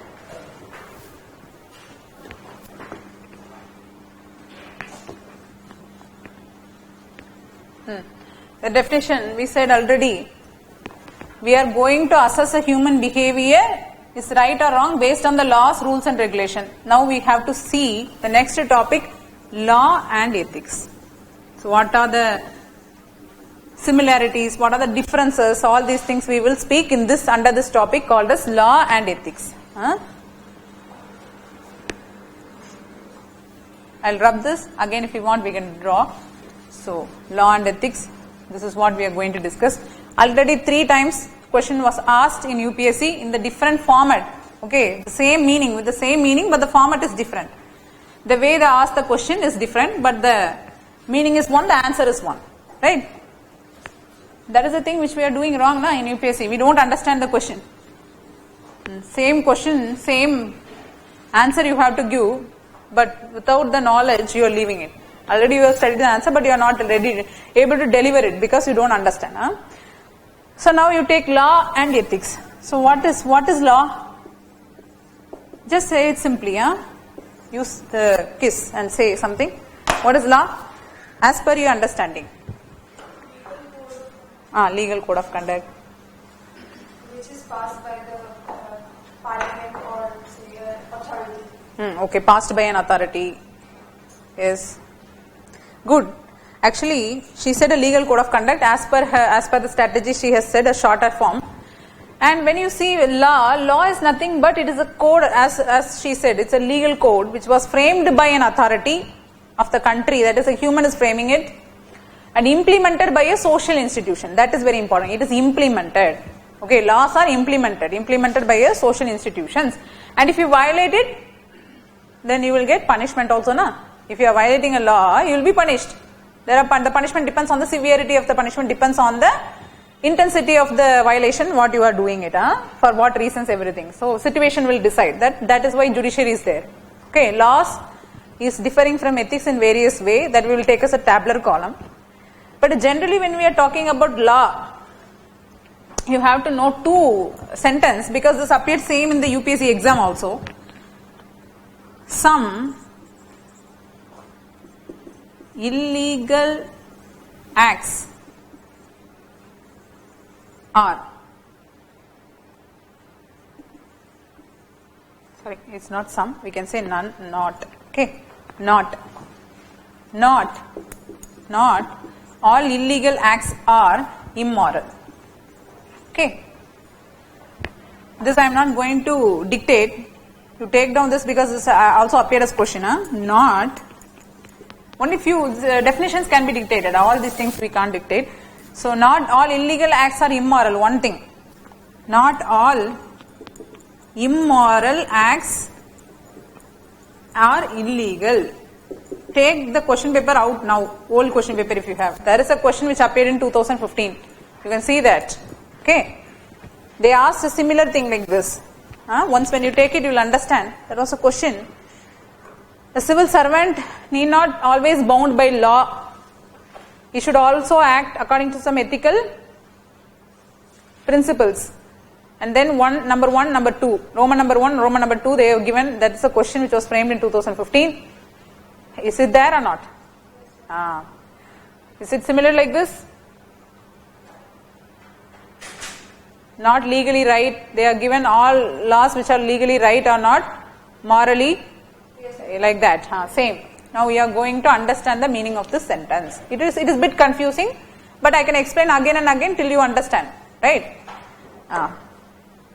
Yes. Once you roll from this, the classes will be entertaining. Some classes has to be very serious because this is a very important part that we have to do like this. Yes. Can you give me an example? Not all illegal acts are immoral. At least an example. So Mr. Abhijit has defined law is code of conduct which has been created or can be altered based on the need of society. He has given a proper definition and it is imposed on all people without discrimination. Good. So not all illegal acts are immoral. At least give me a definition. If you don't define it, give me an example. What is the meaning? Not all illegal acts are immoral. The meaning of this is that all illegal acts means the acts which are illegal. That is by law it is not. It's subjected according to law. All those acts are. We can't say it is immoral act. Okay. We can assess the act based on morality. For example, I can give you an example now. You are traveling by bike. The traffic police will stop you if you are not wearing a helmet. It is illegal, na? As per law, you should not drive like this. But is it an immoral act? You can't assess this act as moral or immoral because unless until it is affecting the other person. Okay. Even if you are wearing a helmet or not wearing a helmet, it is not a moral principle. It does not concern with the moral. What happened? See? Should I continue or? No problem. So, are immoral. So, this is a small example. Go and think some more examples in home when you are thinking. Parking in a no parking zone. Parking and no parking, yeah, that is illegal only. You should not do it. But is it an immoral act? No, you can't assess it. Same way, under this there are two categories. When you are giving for 10 mark, you can't write only this. When a question is asked for 10 mark, you have to again subdivide this into two. This can be subdivided again into two. Some. I already told all illegal acts are not immoral. But some illegal acts, illegal acts are morally permissible. It's very interesting. Tell me an example. Another category is some illegal acts are morally mandatory. Two. I am going to divide this into two categories. Now you are going to give example for each. You are already in the UPSC field, you are learning, you are reading Yojana, Kurukshetra, ... So you are definitely there, you are eligible to give an example. My dear children, come on, give me an example for this. Some illegal acts are morally permissible. Morally we are, I already told based on some greater good, less evil, we are permitting some acts. Some illegal acts are permitted morally also. What are those acts?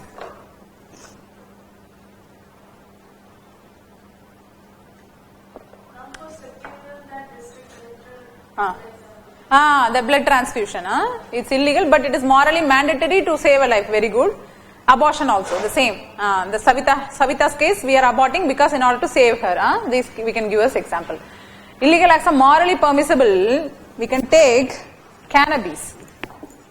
Cannabis. Can we take this? What are cannabis? Drugs. Okay, cannabis are drugs. You know, drugs are used to make medicines also. We are using that in making medicines. In India, there are 3 states which are growing, which have permission to grow cannabis. What are the 3 states? In geography you will learn. In governance part you have to learn. What are the 3 states which have permission? Current affairs also you might have read this. Himachal. Okay, she is saying Himachal. Any other answer?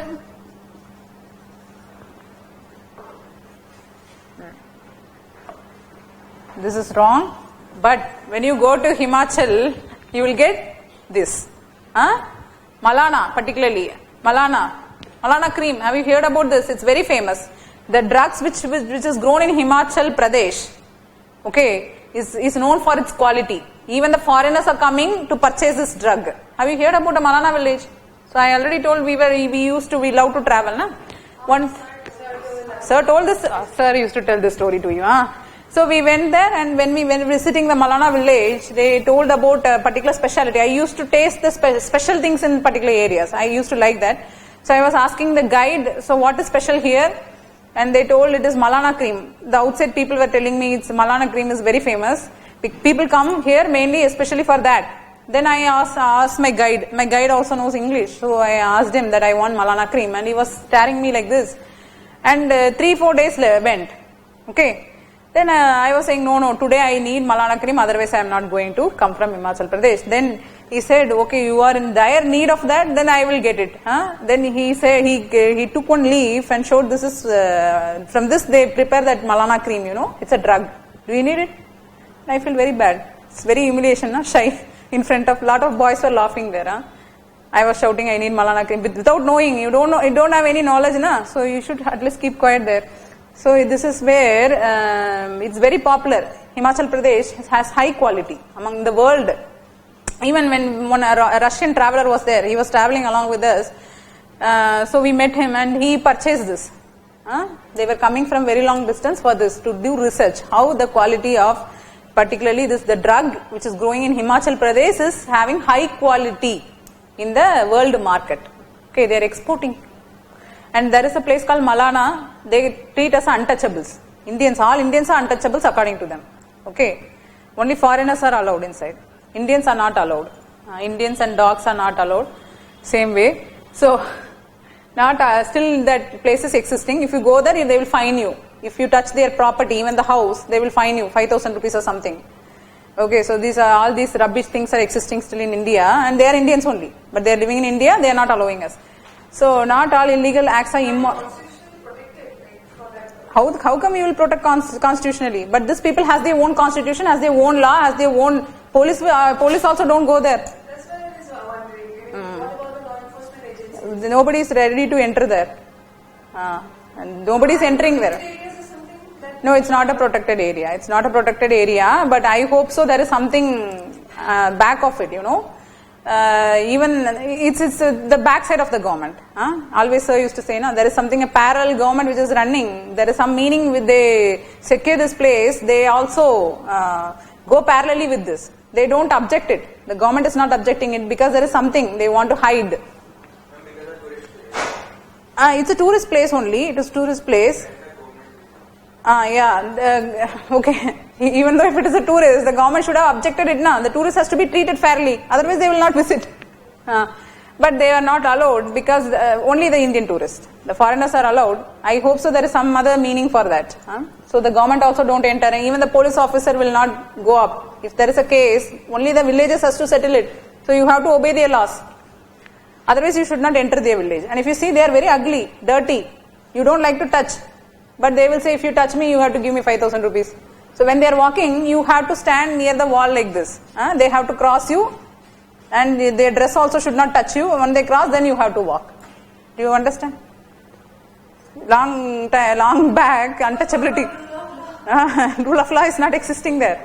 Long back, untouchability existed in India like this. Same way, still existing there. So, for illegal acts, cannabis, you see UP, MP, Rajasthan. These are the three places where they allow drugs legally to grow for medical purpose. Okay. There was also a law which is governing it. What is that? What is that? Narcotics, Drugs and Psychotropic Substance Act. Based on that, the government is purchasing the drugs from them in order to make medicines. Narcotics, Drugs and Psychotropic Substance Act. This is there. Based on this act, the body is existing. A body is existing, and this body is going and purchasing the drugs which is grown in these areas. This is legal. Recently, there was also one government which made cannabis legal, like Gujarat. Do you remember the name? It appeared in the current affairs 6 months before. Have you heard bang? Bang. Anyone from Gujarat? Bang. What is this? It's a cannabis. They used to take during some festivals, festive season, they used to take this. Gujarat has made this as legal. People can take. It's not illegal there. Okay, so it is morally mandatory. That she gave an example. Morally permissible cannabis, although it is illegal to grow drugs. You know, they say ganja. In Tamil Nadu, there is a plant called ganja plant. Same way, ganja.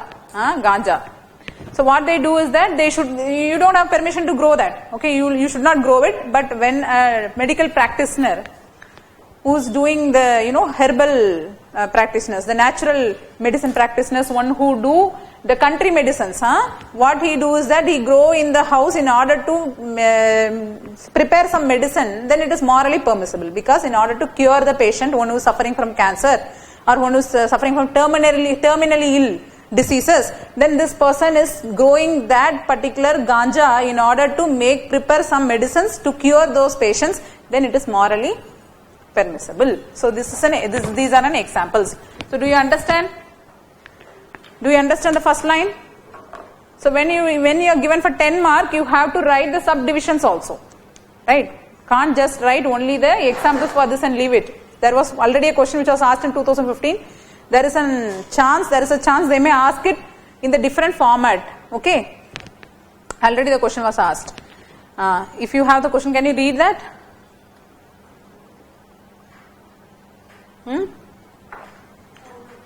If you have that question, read that. It says a mere compliance with law is not enough. A public servant also have to have a well-developed sensibility to ethical issues for effective discharge of duties. Do you agree? Explain with the help of 2 examples where Roman 1, an act is ethically right but not legally. 2, an act is legally right but not ethically. Same way. We have given us not all illegal acts are immoral. They have said an act is an moral act is. Okay. It's not there. So they have given some opinion of what we have discussed. Uttarakhand, some person has written Uttarakhand. Arunachal Pradesh. Sorry, Arunachal Pradesh is not in the list. For Indian law too. Israeli favorite place. Mr. Tarun has visited that. I hope so. Malana. World oldest parliament is very good. Bong is, I hope so. Malana is not having the world oldest parliament. I'll check and tell you. It's some other parliament. Bong is popular in Bihar, Jagan, during Holi. He is right. Thank you. So, next sentence. Not all immoral acts are illegal. Not all immoral acts are illegal. Any example for this? So this we can again write some.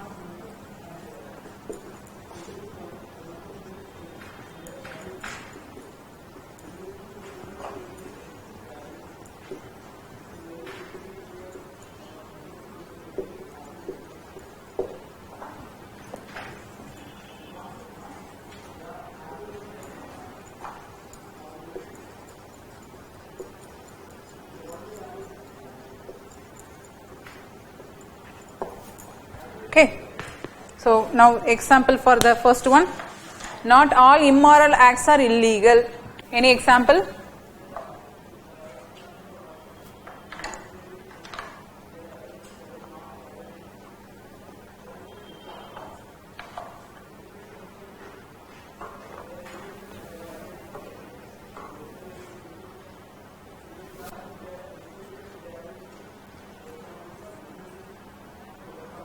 Classes is going on, I hope so. Okay.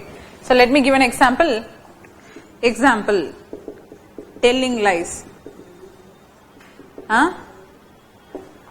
Like this we can tell many things. So telling lies is an immoral act. You should not tell lie, na? Don't speak lie. Okay. So these every philosophers, every leaders, great leaders also used to say this. Even our Gandhiji says this. So, not all immoral acts. Is telling lie an illegal act? Are you punished illegally?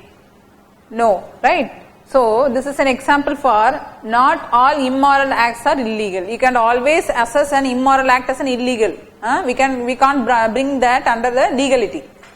So far, no legal laws has been framed.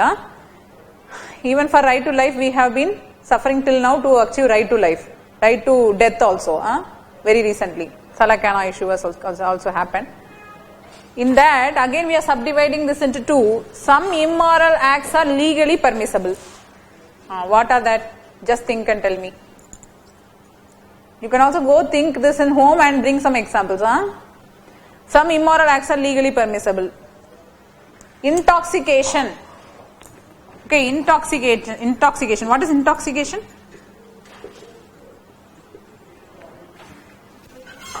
What is intoxication?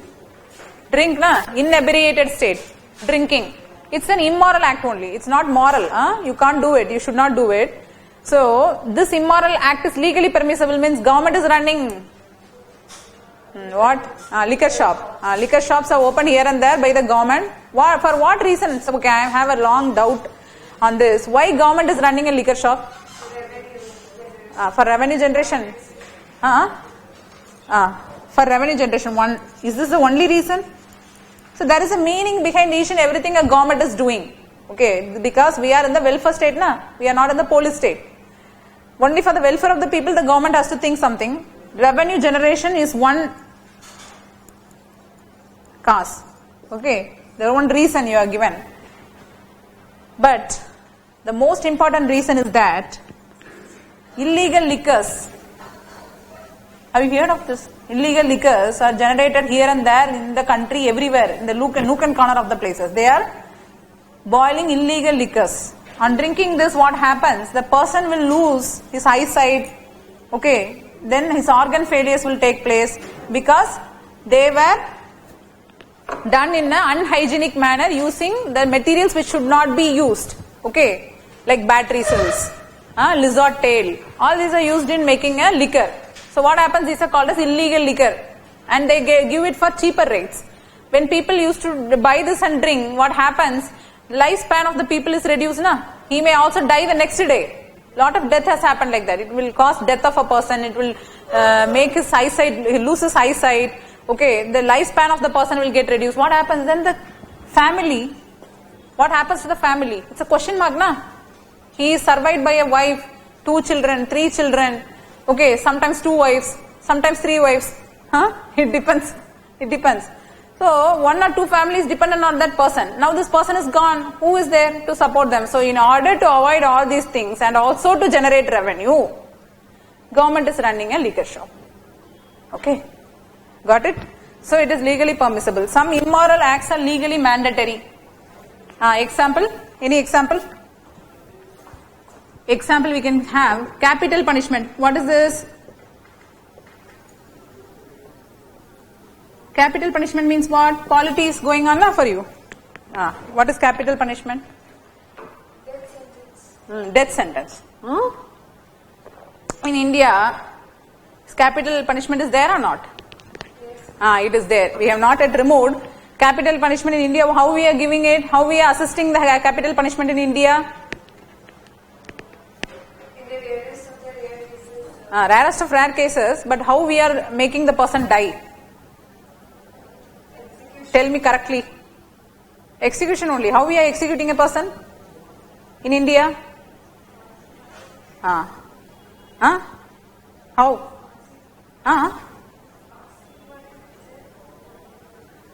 By hanging. Is it hanging only?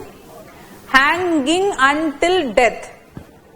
Okay, you have to be very careful. That is what UPSC is. Hanging until death. Until you die, you will be hanged. If I am hanging you and you are surviving, then you are left.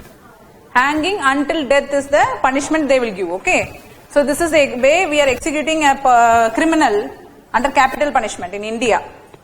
In US, the case is different. They will inject some poisonous lethal injections into the veins and the person will die. Lethal injections. It is also banned, but they do it still. US is always exclusory case, na? They are the big 5. Whatever they do, we have to accept, big 5. So what happens? This capital punishment is immoral act. We are killing. We don't have any right to take a person's life, na? Even though he might be a murderer, even though he might be a rapist, even though he might be caused severe loss to the property, the nation's property. But we don't have any right to take a person's life. Morally, it is wrong. Morally, it is wrong. But legally, it is mandatory. Because we have to save for the greater good. We are accepting it legally that something is mandatory in order to avoid that this person is a beast. If we leave him outside, then further he will murder many more people further because he is a psycho. He is not at all getting rectified from his problem. So it is one and only way is that capital punishment. But still now a lot of activists are opposing it because each and every people has to be given an opportunity in order to correct himself, na? So don't give capital punishment, at least life punishment, lifetime punishment. What is lifetime punishment?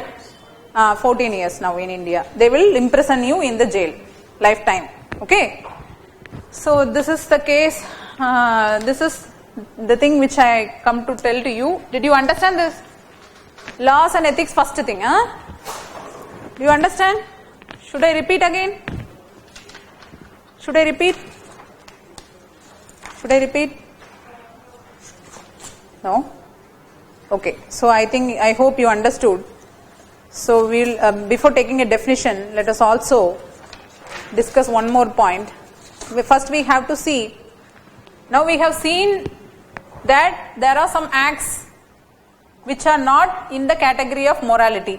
There are some moral acts which we can't assess whether it is legal or not legal at all. It does not come under the category. Same way some illegal acts are not coming under the category of morality. Okay, this is what we understood from this. Before taking the definition, but both are, the similarity between both is going to guide a human behavior, going to regulate a human behavior, both laws and ethics. Ethics is nothing but a moral principles, and laws is nothing but a code of conduct, rules of conduct, like that we can say, rules framed by humans. Ethics is nothing but it's moral principles framed by philosophers and thinkers and some religious leaders. All those people has framed some policies which has to be followed by the people living on earth. So it does not abide by it is not abiding to the aliens, we can't say aliens should follow our human laws. These are principles which are framed by humans, okay, for humans purpose only. So what happens if you take the differentiation, is there are a lot of differentiation. This can be violated. There is no punishment if you violate it.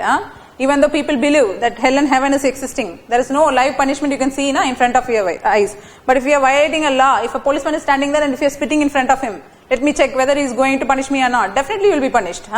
So these are the things, that is violation. If it is violated, you will be punished. Here there is no punishment existing there. Okay. Even though they have been prescribing some punishments. In Garuda Purana. Have you read this book? Have you read that book? What book it is? The Garuda Purana, they have been telling about 28 types of punishment. 28 types of punishment, like for adultery, telling lies, cheating people. Okay. You will be punished in hell.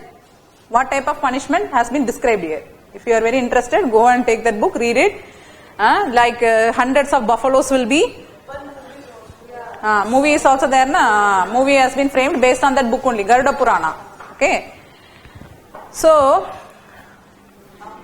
now we have to say, when we are saying ethical laws are nothing but moral principles. Okay. First we have to see this ethical laws is falling into which category. There are three categories of laws. We are going to define laws. We are going to split laws into three categories. Okay, three categories. First one. Okay. So these are not dictated. If you want, you can take side by. The side you can take this. Right. These are not yet asked, but expected. Can be asked at any time. Laws can be categorized into three. One is changeable and unchangeable law. Changeable. Okay, second, violable and inviolable. Violable means violation, violation. Universal and local. These are the categories we will be categorizing the laws, whatever the laws it may be. It may be. You have already spoken only about the country laws. Country laws means what? The laws which are framed by the rulers. Rulers, one who is ruling the country. Only we have spoken about those laws. But when we are talking about laws, we can categorize laws into three categories. One is changeable and unchangeable, violable and inviolable, universal and local. In this, we can take only these two and compare four types of law. Right? First one, the laws that can be both changed and violated. Can be both changed and violated. Give me an example. What types of law fall under this? The laws can be both changed and can also be violated. You can't say we can't violate it at all. Even though you get punishment, you can violate it. These are nothing but the laws, country laws, the laws made by humans to rule the country. It can be changed at any time. You are repealing the act, amending the act, all those things are happening, the constitutional laws, all those things. And you can also violate it, even though you get the punishment, you will violate. So these can be both changed and violated. Next, laws that can be changed but cannot be violated. Any example?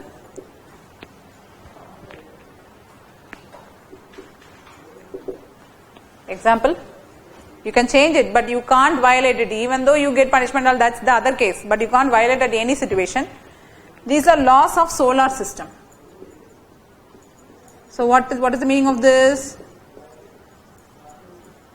What is coming under the laws of solar system? Sowing period, sowing period. Geography class started for you or not? Okay, then good. Tell me, what are the sowing periods? What are the crop season? Kharif, Rabi seasons, Zaid crops are there, na? So the sowing periods is there, na? This month to this month this will grow. This month to this month this will grow. It is different for each crops to be grown.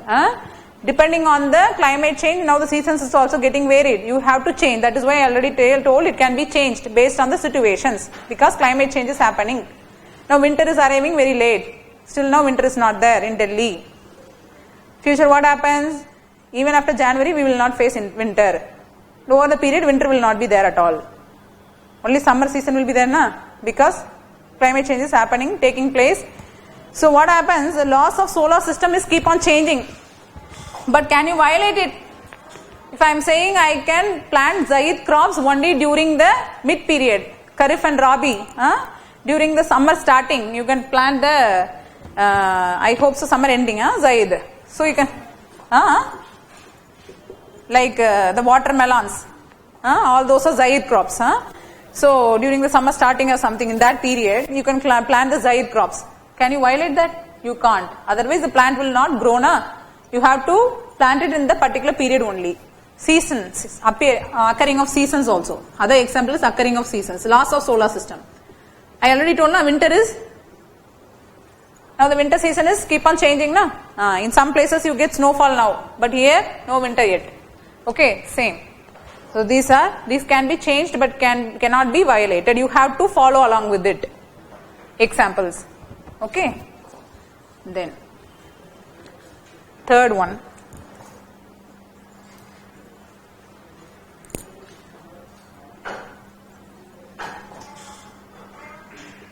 Cannot be changed but can be violated. But can be violated. Example.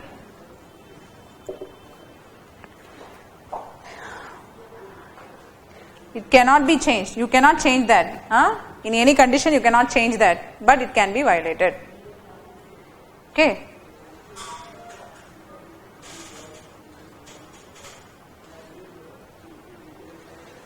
So any examples for this?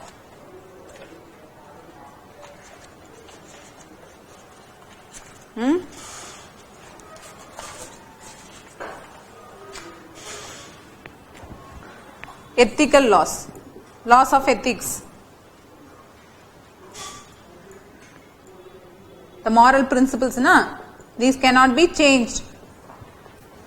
Okay, but you are violating it, na, now and then. Only one lie. I am going to tell my mother only one lie. What is the difference in that? And this is for the betterment of me. Mother, I have passed this attempt, preliminary. I am going to give mains. One lie, na?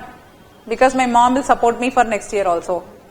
At least next year, I am sure I will clear next year. But this one time, God, please adjust with me. I am going to tell a simple lie. You are violating it, na, now and then. Everybody does it. You can't say I am honest. I am a totally a person of integrity. You can be a person of honesty, but you can't be a person of integrity. It's very hard. Okay, we'll see the difference when we are going to the third unit. Last one. It cannot be both changed and violated. These are the 4 categories of laws. This is how you have to categorize a law. Okay, whenever you are writing answers, if you are giving like this, you will secure the highest mark. Because nobody is going to write a law like this. When the UPSC is asking already 3 times the question is asked and it is expected again about law and ethics. Anytime they may ask. So whenever you are categorizing, when he is asking about the difference between law and ethics, you have to categorize like this and you have to put ethics in the third category. Ethics is coming in the third category and the laws made by the humans for the regulation of the behavior is coming under the first category. The fourth category cannot be changed and violated. What is an example for that? Laws of nature. What are called laws of nature? Gravity. Can you change it? Never. Same way, boiling point. According to the natural law, the boiling point takes place at 100 degrees Celsius. Can you change to 0 degree? You are saying I can invent this. I can fly upside down. But can you change all these things? You can't. You can't change the color of blood. You can't say that I don't like red color. Let me have a blue color blood like alien. You can't do it now. So these are laws of nature. Cannot be changed and violated. Okay.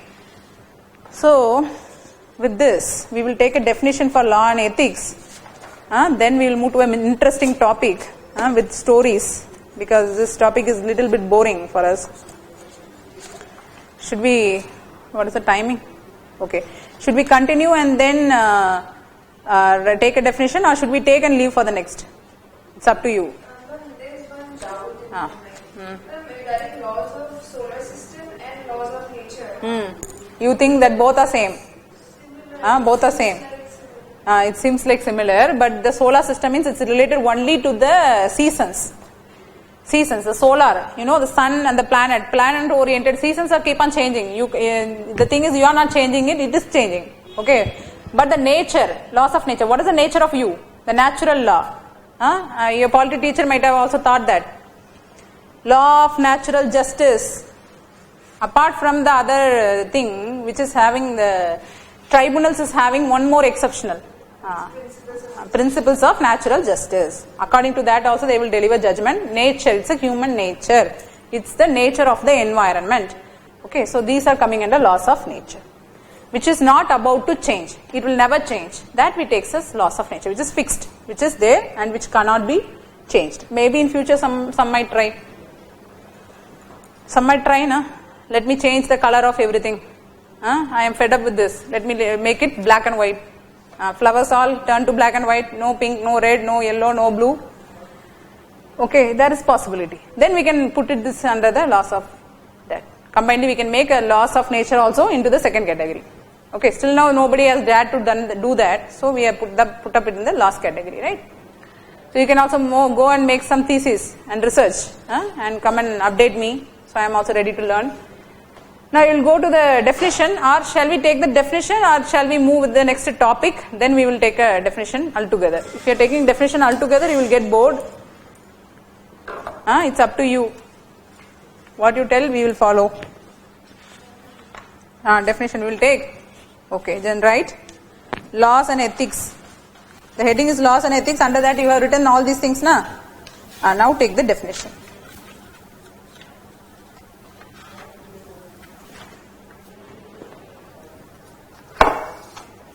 So, law is a system of rules. Law is a system of rules. Law is a system of rules and guidelines. Law is a system of rules and guidelines. System of rules and guidelines, which are system of rules and guidelines which are enforced. Law is a system of rules and guidelines which are enforced through social institutions. Law is a system of rules and guidelines which are enforced through social institutions to govern behavior. Social institutions to govern behavior. Okay, to govern behavior. Then you already written the definition for ethics, so don't take any definition for ethics. Now write differences. Put a tabular column or something. It's up to you. Otherwise, you can write as a paragraph also. Okay, ethics. One side ethics, another side law. First point. Ethics comes from. So make a tabular column, it will be easy for your revision. Ethics comes from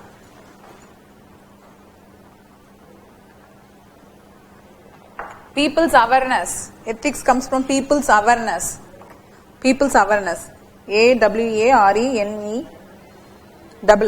People's awareness. Ethics comes from people's awareness of what is right and what is wrong. Ethics comes from people's awareness of what is right and what is wrong. What is right and what is wrong. So under laws, okay, under law. Laws, while, W-H-I-L-E, while laws are written, W-R-I-T-T-E-N, written and approved by governments.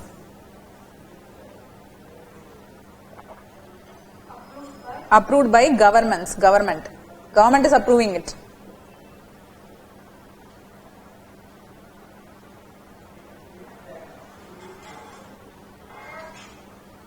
Second point. Ethics take different view. Ethics takes different views. Or slash, put one slash and write opinions, different views or opinions. Ethics takes different views or opinions based on people's arguments. Some may argue that I want to stick by deontological ethics. Some may say no, this is right according to teleological ethics. I am saying this is right. So it may take different opinion and views based on the people's arguments. But under the law, laws describe clearly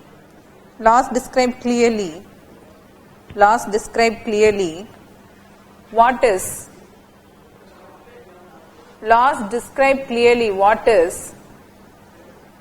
illegal. Sorry, we have lost a connection. Now we got again. So if you have any doubts, you can just post it. Yeah. Just now I am seeing. That's why I am communicating with them. So, what you have written? Law describes clearly what is illegal. Illegal. No matter how people are arguing. What is illegal according to law. Only you need an amendment to change it.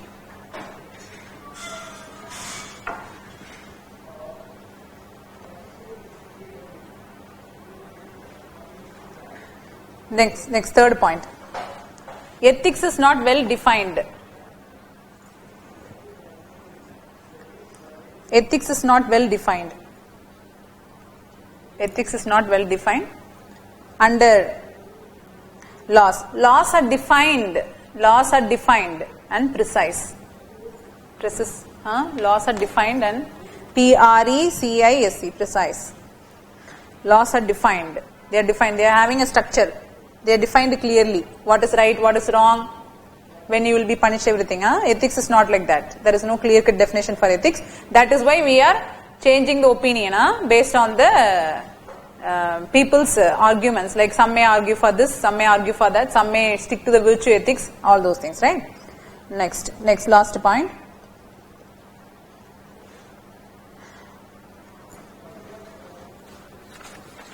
Okay, last you write that if violated ethics, there is no clear-cut punishment.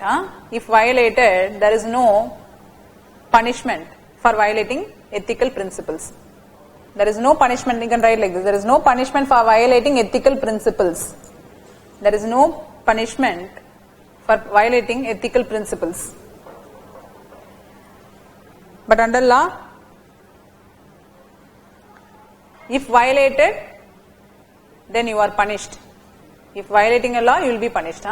So if violated, you will be punished. Violated laws, if violated, you will be punished.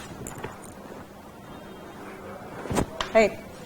you will be punished. So this is the definition, this is the tabular column which we have taken related to law and ethics, and other than that we have written this also. Second point for law. Okay, what we have told there for the second point, what we have said, can you repeat? Laws describe clearly what is illegal. Laws describe clearly what is illegal. Laws describe clearly what is illegal. Laws describe clearly what is illegal. Illegal, no matter how people are arguing. No matter how people are arguing. Okay. People are arguing. ARGUING. I think Abhijit, you have got it. If you want, again, I'll repeat again. If you want, you can just message. Right. Now, we'll go to the next topic.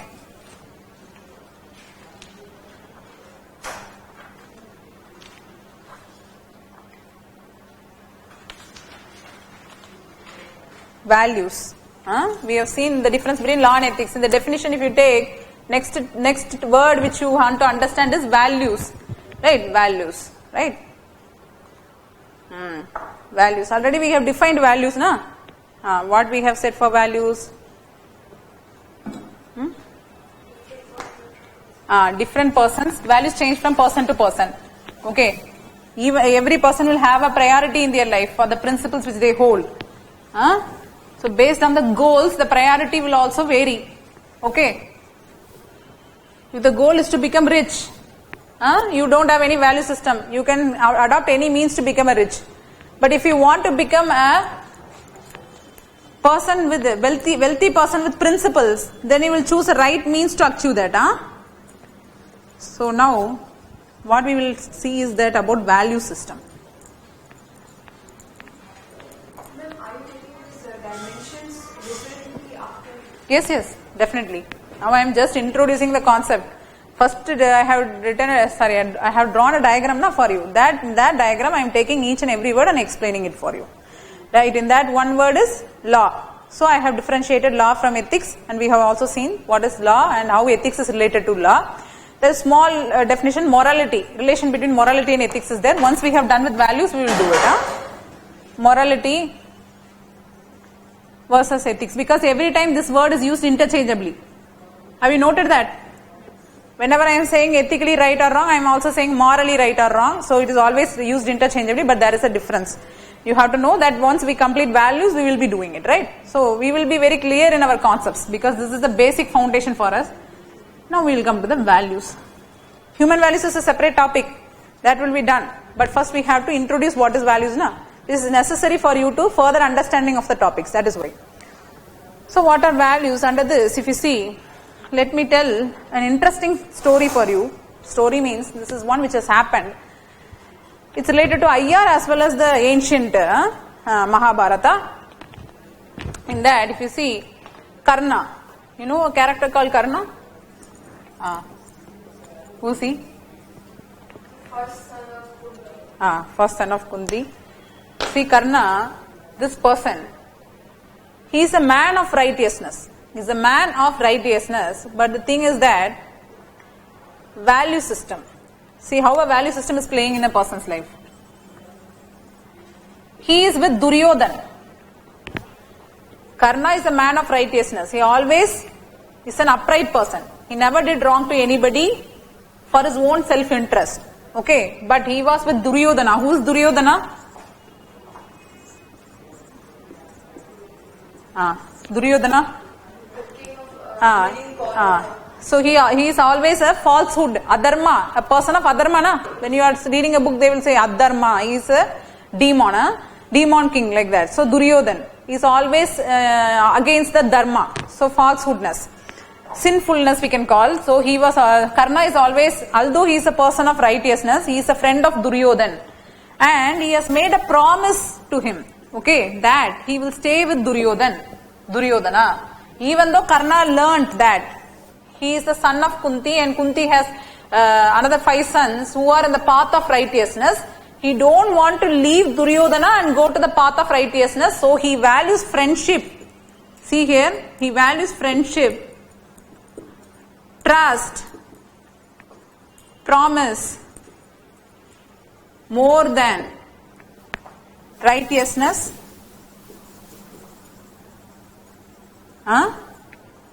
okay, uprightness, truthfulness, all these things we can say. Dot, dot, dot.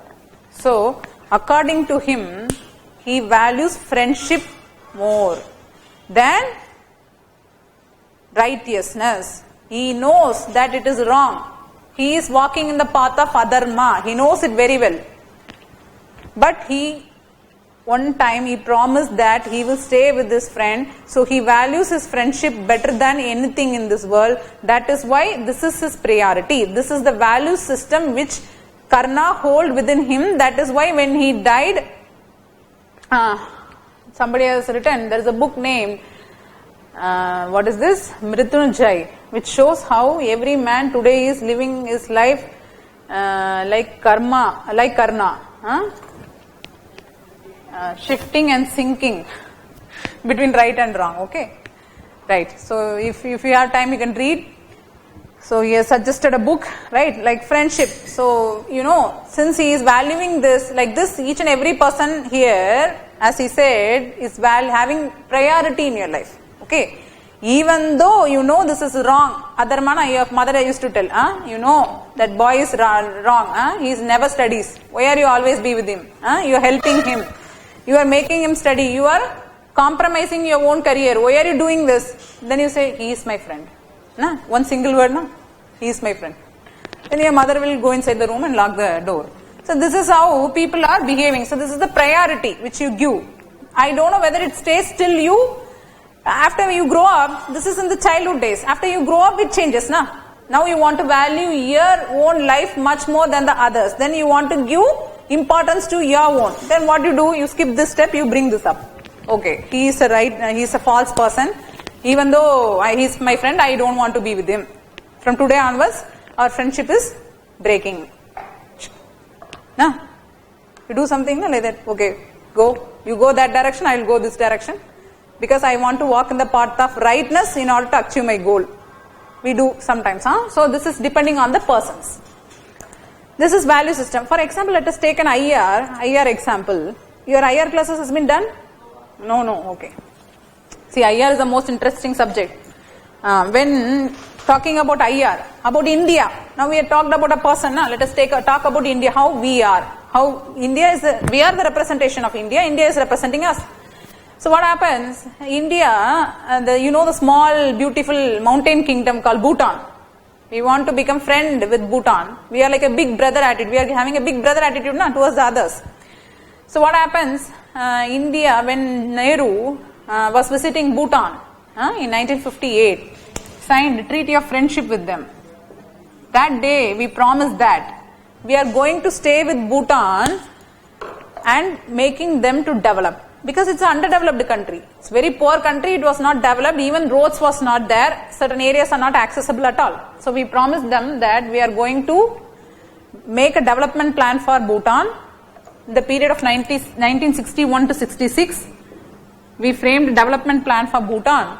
According to it, we want to construct a road under project Dantek. Have you heard this?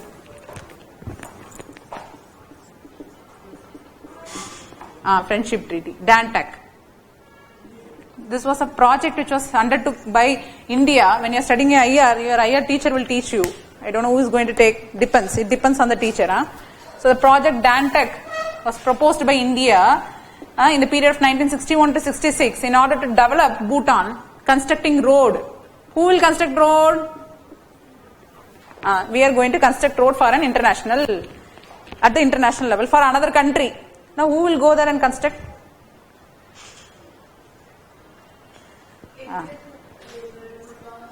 Indian laborers? Okay. Bhutan's only. Good. At least they are trying. See, you have to be very careful. BRO, Border Road Organization, connected with our military. Army persons are there. Not the normal people will be there. All our officers. Not in uniforms. They will be having a uniform which the BRO is having. Border Road Organization is there. They will take care of because they have to face a lot of threats when they are making a road at the boundary area. So normal laborers cannot be brought there. Like a lamb taking into the lion's den. Will you take a lamb to a lion's den? Lion has to be taken there. Our lions will go there, BRO, Border Road Organization. People will be there, they will be constructing a road under Project Dantec. Okay, so what happened? India promised that we will construct road for you, we are your friend, we are going to make you develop. At this time what happened? When our BRO, our army people are going there to construct a road, what happens ultimately? China is there now. Our big brother is there watching us from up, down. Now they saw they became suspicious. The people are, army people are coming here. They want to steal some strategy, that is why they are in the border areas. Now they misunderstood. So what happened? 1962 war, one of the causes is this. Indo-China war happened, 1962. One of the reason is that they mistook, because till 1954 our friendship was very good with China. Once when we started to make friendship with Bhutan, in 1958 we started to develop Bhutan. So once we started to develop Bhutan, I already told that BRO, the Border Road Organization, went there to make road in the name of Project Dantec. But China mistook this and understood that we came there to spy on China. That is why we are in the border area, because there are some strategic locations. When you are studying your IR, you will know that. There are some name of strategic locations in strategic locations for India. Okay, like Andaman and Nicobar. All these, at no cost, India will have these places in full security, because these are the area where other people will come and spy on us. Our military base will be there, our naval base will be there, okay, in Andaman and Nicobar. So these are the secret places where there will be a lot of tight securities will be there. We suspect Malana is also one such thing. I already told na. So what happens that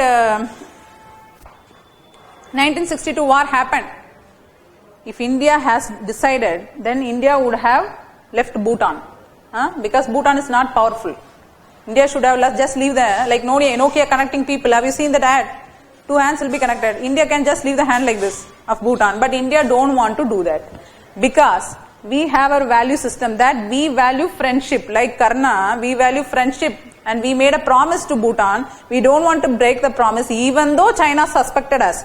And the war was also happened in 1962. We don't want to leave Bhutan at no cost, since even though they are underdeveloped, we want to catch Bhutan's hand and we want to make them develop. Until 1966, this project continued even after the war, and even now, the BROs, okay, who has helped them construct the road and has led their lives there, has been facilitated even now by the Bhutan king. So one such proud moment, na? So they value, they have accepted that, they have recognized that India values friendship most than any other thing, even though there is a misunderstanding with the other country. They don't want to compromise the friendship of the smaller country in order to gain the trust of the bigger country, okay, because China is more important for us than any other country, trade wise, everything wise. But even though we want to value friendship and trust, like Karna, India hold this. This is a very big example you can give for value system. Okay, this is one story related to IR. So values. Now you understand what is value. What are value? Now you define for me what is value. But in this case, I just wondered whether if China was objecting to that. China was not objecting. See, I already told, like the first war of independence. How it happened? Lot of cases were there. The grease cartridge was there. These are some of the reasons which was there burning inside, and then it bursted it out. Same way since 1954 our relationship was very good. There are a lot of small reasons which happened, and this was the last one reason which directly affected. The last reason which sparkled like a fire. Okay, so we were gathering all the papers. The fire was this. When you are going to put out a flame, you should not wear a dress made of leaves, na? Already the relationship between China was strained. India and China got strained from 1954. But now India went with the dress made of leaves in order to put out the misunderstanding between China, and they mistook completely. Now complete burn was there, and 1962 war also happened. But even after that, we don't want to stop the project. We continued and we finished the project Dantec. And still now we have to be very proud of our officers, and they have been facilitated by the Bhutan king still now, remembered for their work through project Dantec, the road constructed by our BROs. Okay. Now come to the values. So what is value? Values are nothing but the individual principles that guide a person's behavior. Okay, that are called as values. Individual principles that guide a person's behavior. This simply we can call as values. Now if you go a detail into value systems, we can also see, right? Have you seen, I think you have taken that definition already. Ethics, evaluate human actions and the values underlying the human action. So when a human is going to, you have already taken that. Turn back. If you flip back, I think we have drawn this. Ethics, evaluates, like this. Human actions. And also the values underlying the human action, values. So whenever a human is going to act, he will be acting based on the value system he is holding inside him. Okay, that values will speak to you in the voice of conscience. That is why I told already, each and every unit is interconnected. Conscience is coming in your 6th unit. Okay, laws, rules and regulations and conscience, a source of ethical guidance, is a topic which comes in the 6th unit. So step by step you have to understand. When a human is going to act, he will be acting based on the value systems which is there in his mind, which is there in his which stored in his mind for very long ago, which is developed by his family, institutions. Already there is a topic na, family, institution, environment, educational institutions, and then okay, there is a topic, role of society. All those in building the value systems of a people. Okay, these are the one which build. So values can be again divided into two. One is inbuilt. It's not writing. Values inbuilt. Okay, another one is acquired. Acquired values. I'll rub this and write.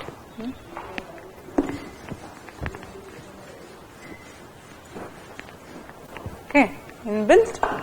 The same diagram which you have done already, so I am not drawing the diagram again. Human action, this is human action, this is ethics, and this is evaluating the human action. How a human is going to act based on the value systems he has. How the value systems is there? One, either it is inbuilt in the human, otherwise it is acquired through various stages. Acquired from the environment, from the society, from the education institutions, from the family, from the father, from the mother. You are going to acquire some value systems. That is called, that they are called as acquired values. Already I told that inbuilt, certain values are built in your gene system. Your forefather might have been like that, one who gives everything like Karna to everybody. Whatever they come and ask, he will give. He will give. Then your mother also will scold you, na? Why are you giving everything to everybody? You don't want anything. Always helping others, and you are not looking into your own career. There are some few people like that. And they doesn't know, even the father and mother are not like that. Then they doesn't know how this person is like this. Then his forefather might be like that. He is a big jamindar. Whoever comes to his house, he will give whatever they ask. Gold, dress, house, anything. So this person automatically there in his, it is stored in his gene. There are some, already I told, value systems which is built, which we will learn. The forthcoming classes I will take you. Scientific evidence that is why. That is why I am saying there is no scientific evidence, but the philosophers are arguing that. Okay, then. Even in like my anthropology, it says that these are acquired. Acquired. Behavior is acquired. So once when we go there, I will say some. It's like an animal, instinct. Instinct. What do you call this instinct? They're lost. It's a behavior only, but it is there for the practice for very long period, like building a nest. It's a behavior, okay. It's not one with expressing a color like gene color, eye color and all. It's an instinct. It's a behavior. If a bird is there, it will build a nest. Okay, if there is some bird which will view its nest. These are instincts. These are called as inbuilt only. It does not learn it. It is there in its body. No, even though if the mother dies the moment it give birth to that animal, the animal will learn to make all these things. If a dog is there, the dog will wag its tail. Okay, these are the thing which is coming automatically, which is there, which we follow these behaviors very long, and they say it got imprinted in the gene only. Okay, that we will learn elaborately when we go there. So in meantime, you also collect the information about it. So what happens? And they are stopped till the friendship treaty only. So we have come here. So this is inbuilt and the acquired. One we acquire from the environment. So that is why I already told there is no conclusion, but they are arguing. Every time if you see philosophy or ethics, there is always be an argument that there is. Maurice Marcy, she is a philosopher. She told that a child, once when it is born borning with two types of emotions. Okay, the value systems also. That is love. One thing is love. It always has a love. Second thing is afraid, fear. It is always fearful about two things. One is noise. Another one is height. This you have. When you are born, your fear of heights and your fear of noise. Is this a gene? Is this a one which is expressed in your body? Physical appearance? No. This is a behavior. No? She is saying this is, they also proved this. There are certain things which has been proved, which has yet to be proved, but they say that the child is always born with love. So whenever you go to a child, the child will either laugh or it will cry. That means it is either fearful or it is in the process of expressing its love. Okay, it is liking it or it is avoiding it. Okay, so you are all of us are born with two fears. One is sound and another one is the fear of falling down. So this the psychologist has proved it. Now come to the values, the furthermore categorization, where we kept the part. Okay, this is most important in the values. I think you have followed me till this, right? Okay. So the values, if you take further two, there are a lot of categorization for values, but what is necessary for us is one thing, inbuilt and acquired, because that is related to our topic. Second one is instrumental value and intrinsic value.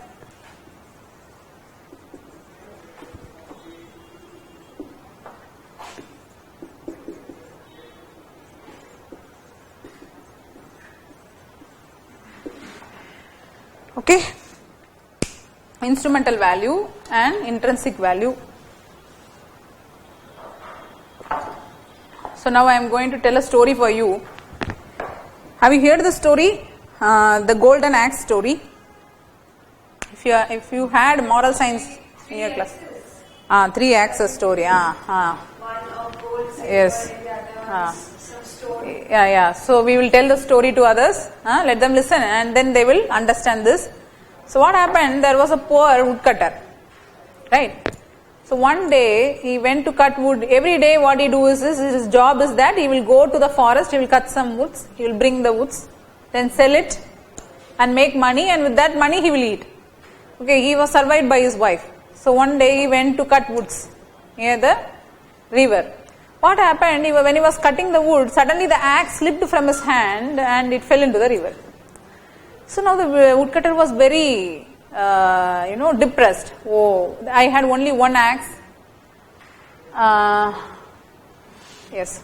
So I had only one axe and I don't know what to do, because he's very poor now. He's not afford to buy a new tool in order to survive. So he is crying. He was about to cry. He was sitting there. He was very depressed and he was sitting and staring at the river. Suddenly a goddess appeared from the river. So she was carrying an axe made of gold, and she called the woodcutter and said, "See this is your axe. I hope this is yours, because you have slipped it. I hope this is yours only. Have it." Now there is nobody. Okay, no one watching. But the woodcutter said, "Mother goddess, this axe does not belong to me. Okay, my axe will not look like this." Then the goddess went and said, "Okay, chalo. Okay, I will go and search." And she went and said, again she bought a silver axe with her, and she said, "Now see, this is yours. I hope this will be yours." Then the woodcutter said, No, please, this is not mine. I am not ready to take this, because it does not belong to me." Then she again went down and brought the original axe, his own axe, iron axe, the axe which is made of iron. She said, "Now see, is this yours?" And he said he was very happy to see that, and he said, "Yeah, this is mine, and I am very happy to get that. And what I have to do for you, because you have found this for me. Now I have some duty towards you. So whatever you do, command me, I will do it." Now the goddess said that she was very astonished, because even though he is poor, he valued truth and honesty. Okay. Truth and honesty rather than wealth. rather than wealth. If he has got that golden axe, he would have become a wealthy person. Nah? He need not cut trees hereafter. He would have sold that gold, he would have set up a business and he would have run his life in a very nice manner. But he don't want to prefer the gold axe, he don't want to prefer the silver axe. But he went for his own axe. He believed only in truth and honesty. He don't want to cheat people. So this is called as intrinsic value. Intrinsic value means the intrinsic value. The values which are having meaning in itself. They are called intrinsic value. Like truth, honesty, fairness, all those things. Integrity. The foundational values of civil service, what you are going to learn. All are having meaning in itself. They are called as intrinsic value. You need not add something in order to make it meaningful. Like happiness. All those. Happiness. All those are intrinsic value. Having a meaning for its own. But if you take wealth, that is money. Money is only an instrument. Instrumental. It is having an instrumental value. That is. What is the meaning of that? What is the meaning of this? It is not having a value of its own. We are using money in order to as a means. Okay, we are using money as a means to achieve an end. That is a intrinsic value. Instrumental value always act as a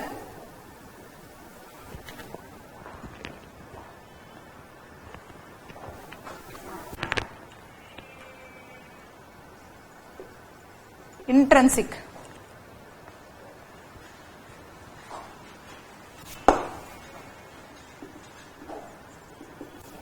I hope I wrote the spelling wrongly. Intrinsic. Intrinsic value. So it is acting as means in order to achieve the intrinsic value, that is money. Suppose take an example like that, like this. What are the things which will make you happy? Anyone? See, if you are going to say I will be happy, when you will be happy? After clearing this exam. Okay. So she is taking this as an instrument. Exam as an instrument. In order to make her happy, that is the intrinsic value, because it is having a value of its own. And some other people, if I ask, they will say, if you give me chocolate, if I eat chocolate, I will feel very happy. Okay, take dairy milk bar. If you give the hand, they will see the children's face. Okay. Whenever you give a chocolate or ice cream to them, you say the word ice cream to them. Yeah, I am coming. Buy me one. Whatever they are thinking, they will forget. The face will bloom like 100 flowers, because the pleasure is having an intrinsic value. In order to seek that intrinsic value, you are going to use some means to achieve that intrinsic value. That is called as an instrumental value. Instrumental value can be anything. For some bigger persons, for the matured persons, money can bring happiness. For child, ice cream can bring happiness. Okay. For adolescent, some other thing can bring happiness. Some movies, something like this. So it depends. It varies from person to person. And instrumental value is acting as a means in order to achieve an intrinsic value. Our life is having an intrinsic value. If I am saying you will say I am valuable. You are valuable. You can't say I am an instrumental value. But here people are even using humans as an instrumental value in order to achieve their means, the goal. The laborers, the labor laws which you will study, they are used as animals, the plantation workers. Their life is not valued. Okay. Nowadays we are talking about the environment. Environment is having an intrinsic value on its own. Don't treat it as an instrumental value. Don't use it as a means to achieve your end. It is also having a value of its own. That is why Uttarakhand High Court also delivered a judgment that Ganga and Yamuna are living persons. They are legal persons.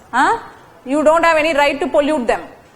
Okay, who are you to pollute them? Don't treat them as instrument in order to achieve your means. In order to achieve your ends. They also should have the right of its own. Same way. Do you understand now? So this is the difference between intrinsic and instrumental value. Right? Now,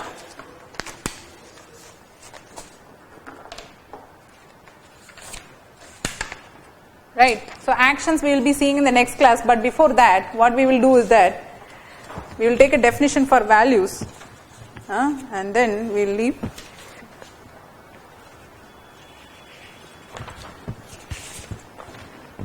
Right.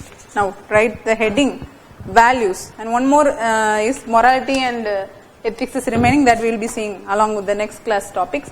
So values, write that. Values are individual principles. Now we are going to write the definition.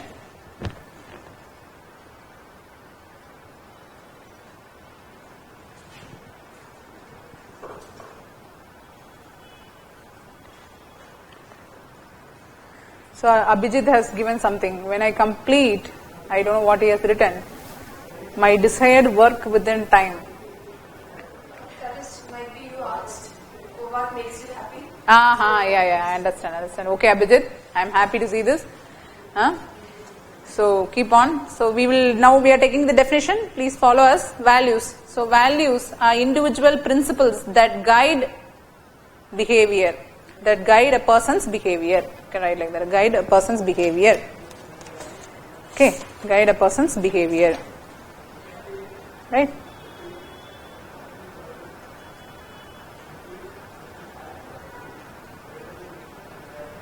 Now, continue.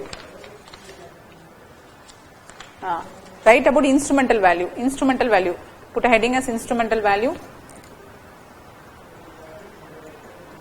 Instrumental value hyphen. It is instrumental value means it is valued. It is valued as a means to something else.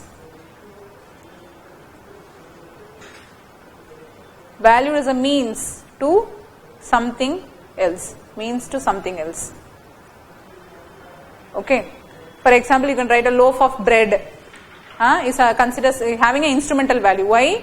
Because we are going to use that in order to support a life. A boy stole a loaf of bread in order to save a life. The loaf of bread is considered as an instrumental value. It's having an instrumental value because it is going to save a life. Save a life. Life is having an intrinsic value. Okay. Right, then intrinsic value. Write heading intrinsic value and put a hyphen and write. It has value on its own. It has value on its own.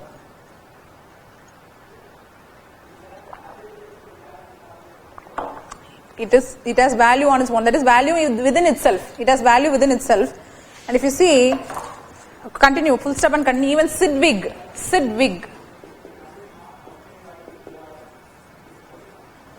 Okay, it's a psychology. W-I-C-K, not W-I-G-K. C-K. Sidwig. Calls. Sidwig calls. And inside the quotation. Pleasure is intrinsically valuable. Pleasure is intrinsically valuable. INTRINSICALLY, intrinsically valuable. Quotation close. And what price you are paying for this? Pleasure is intrinsically valuable, and what price? PRICE, price. You are paying for this pleasure. What price you are paying for this pleasure? Pleasure is instrumentally valuable. You can draw a diagram for your. You can make it interesting. Your notes, You can just draw like this. So draw a person like this. Okay. Then draw a box. Now you can draw a face. Happiness. Happy. This person is happy. This is intrinsically valuable. Happiness is intrinsically valuable. Like that, honesty, truthfulness, everything is having its own value in itself. Examples for intrinsic values I am saying. Now, this person, you can fill this here anything what you like. What will make you happy? Either it can be a new dress. Either it can be a new pen. Anything which when you see it you will feel very happy, na? Same way. Going to beach, like that. You can write chocolates. Okay, like that. Ice creams, everything. ... Even money. Money for some people will make them happy. So, this is about value. Now you take definition. Apart from happy, so we can also write other elements Other elements also you can write. I told you, honesty, truthfulness, fairness, all those things. All the things which you are saying, moral principles, all those having value in itself. And that also leads to happiness. That is another thing, but I think you will not understand that, so that I didn't take that. That is Satisfaction, inner satisfaction. They call that a subjective aspect of valuation. Subjective, what you are saying now, you are thought, you are speaking about the sixth sense. We are here, but we have to cross that, because since I have left this, my students are not able to understand. Subjective value, subjective aspect of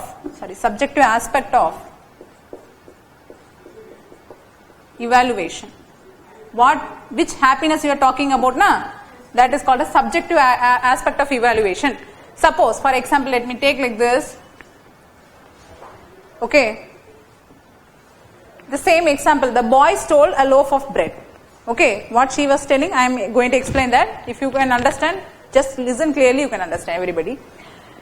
So what happened, when a boy is there, that example, he is stealing a loaf of bread. Why he is stealing that loaf of bread? To save a life, to save his younger brother. Here there is a boy. Now this boy is stealing a bread. Bread is what? Having an instrumental value, according to us. Because it is going to save a life. Life is having intrinsic value. This is the aim. That is why this boy stole this. Now he has stolen in order to save a life. Life is having an intrinsic value. Okay. Once this mission is established, once he has taken a bread and the bread was eaten by the boy feels happy now. What happens? Automatically there is happiness now. That is pleasure. This pleasure is not the end. This is not having intrinsic value. We can call this a subjective aspect of evaluation. A specific term is there for this. Whatever thing which is established, which we feel that is going in the way we are achieving it, going in the way we are planning it, automatically there will be a pleasure or sadness. If it is not going, sadness will come. If it is going, there a pleasure will come. Pleasure is also having intrinsic value on its own. Sadness is also having its intrinsic value on its own. So both of them is again called a subjective aspect of evaluation. We are evaluating this particular intrinsic value with the subject of pleasure and sadness. If the boy has eaten the bread, he would have survived. If he survives, then his brother feels happy. Okay, this goes like this. If he has not stolen the bread, then the boy would have died. Now the life is lost. What happens? Sadness. Both are taken as aspect for evaluating a process. Okay, anything, any procedure, any way. If you are speaking a truth, you feel happy. Because your mother said that you have to speak truth at any cost. You feel happy. If you told a lie, then you feel sad, depressed, that I have done something wrong. So this is called as a specific term is for their subjective aspect of evaluation. Have you got clear? Done? So we will start tomorrow. The rest we will leave to tomorrow. So we have finished up to this. So I think you understood. If you are not understanding, let us clarify tomorrow. Okay? Thank you so much. Thank you for giving me a pleasure time with me. So see you tomorrow, everyone, even the online mode. Thank you so much.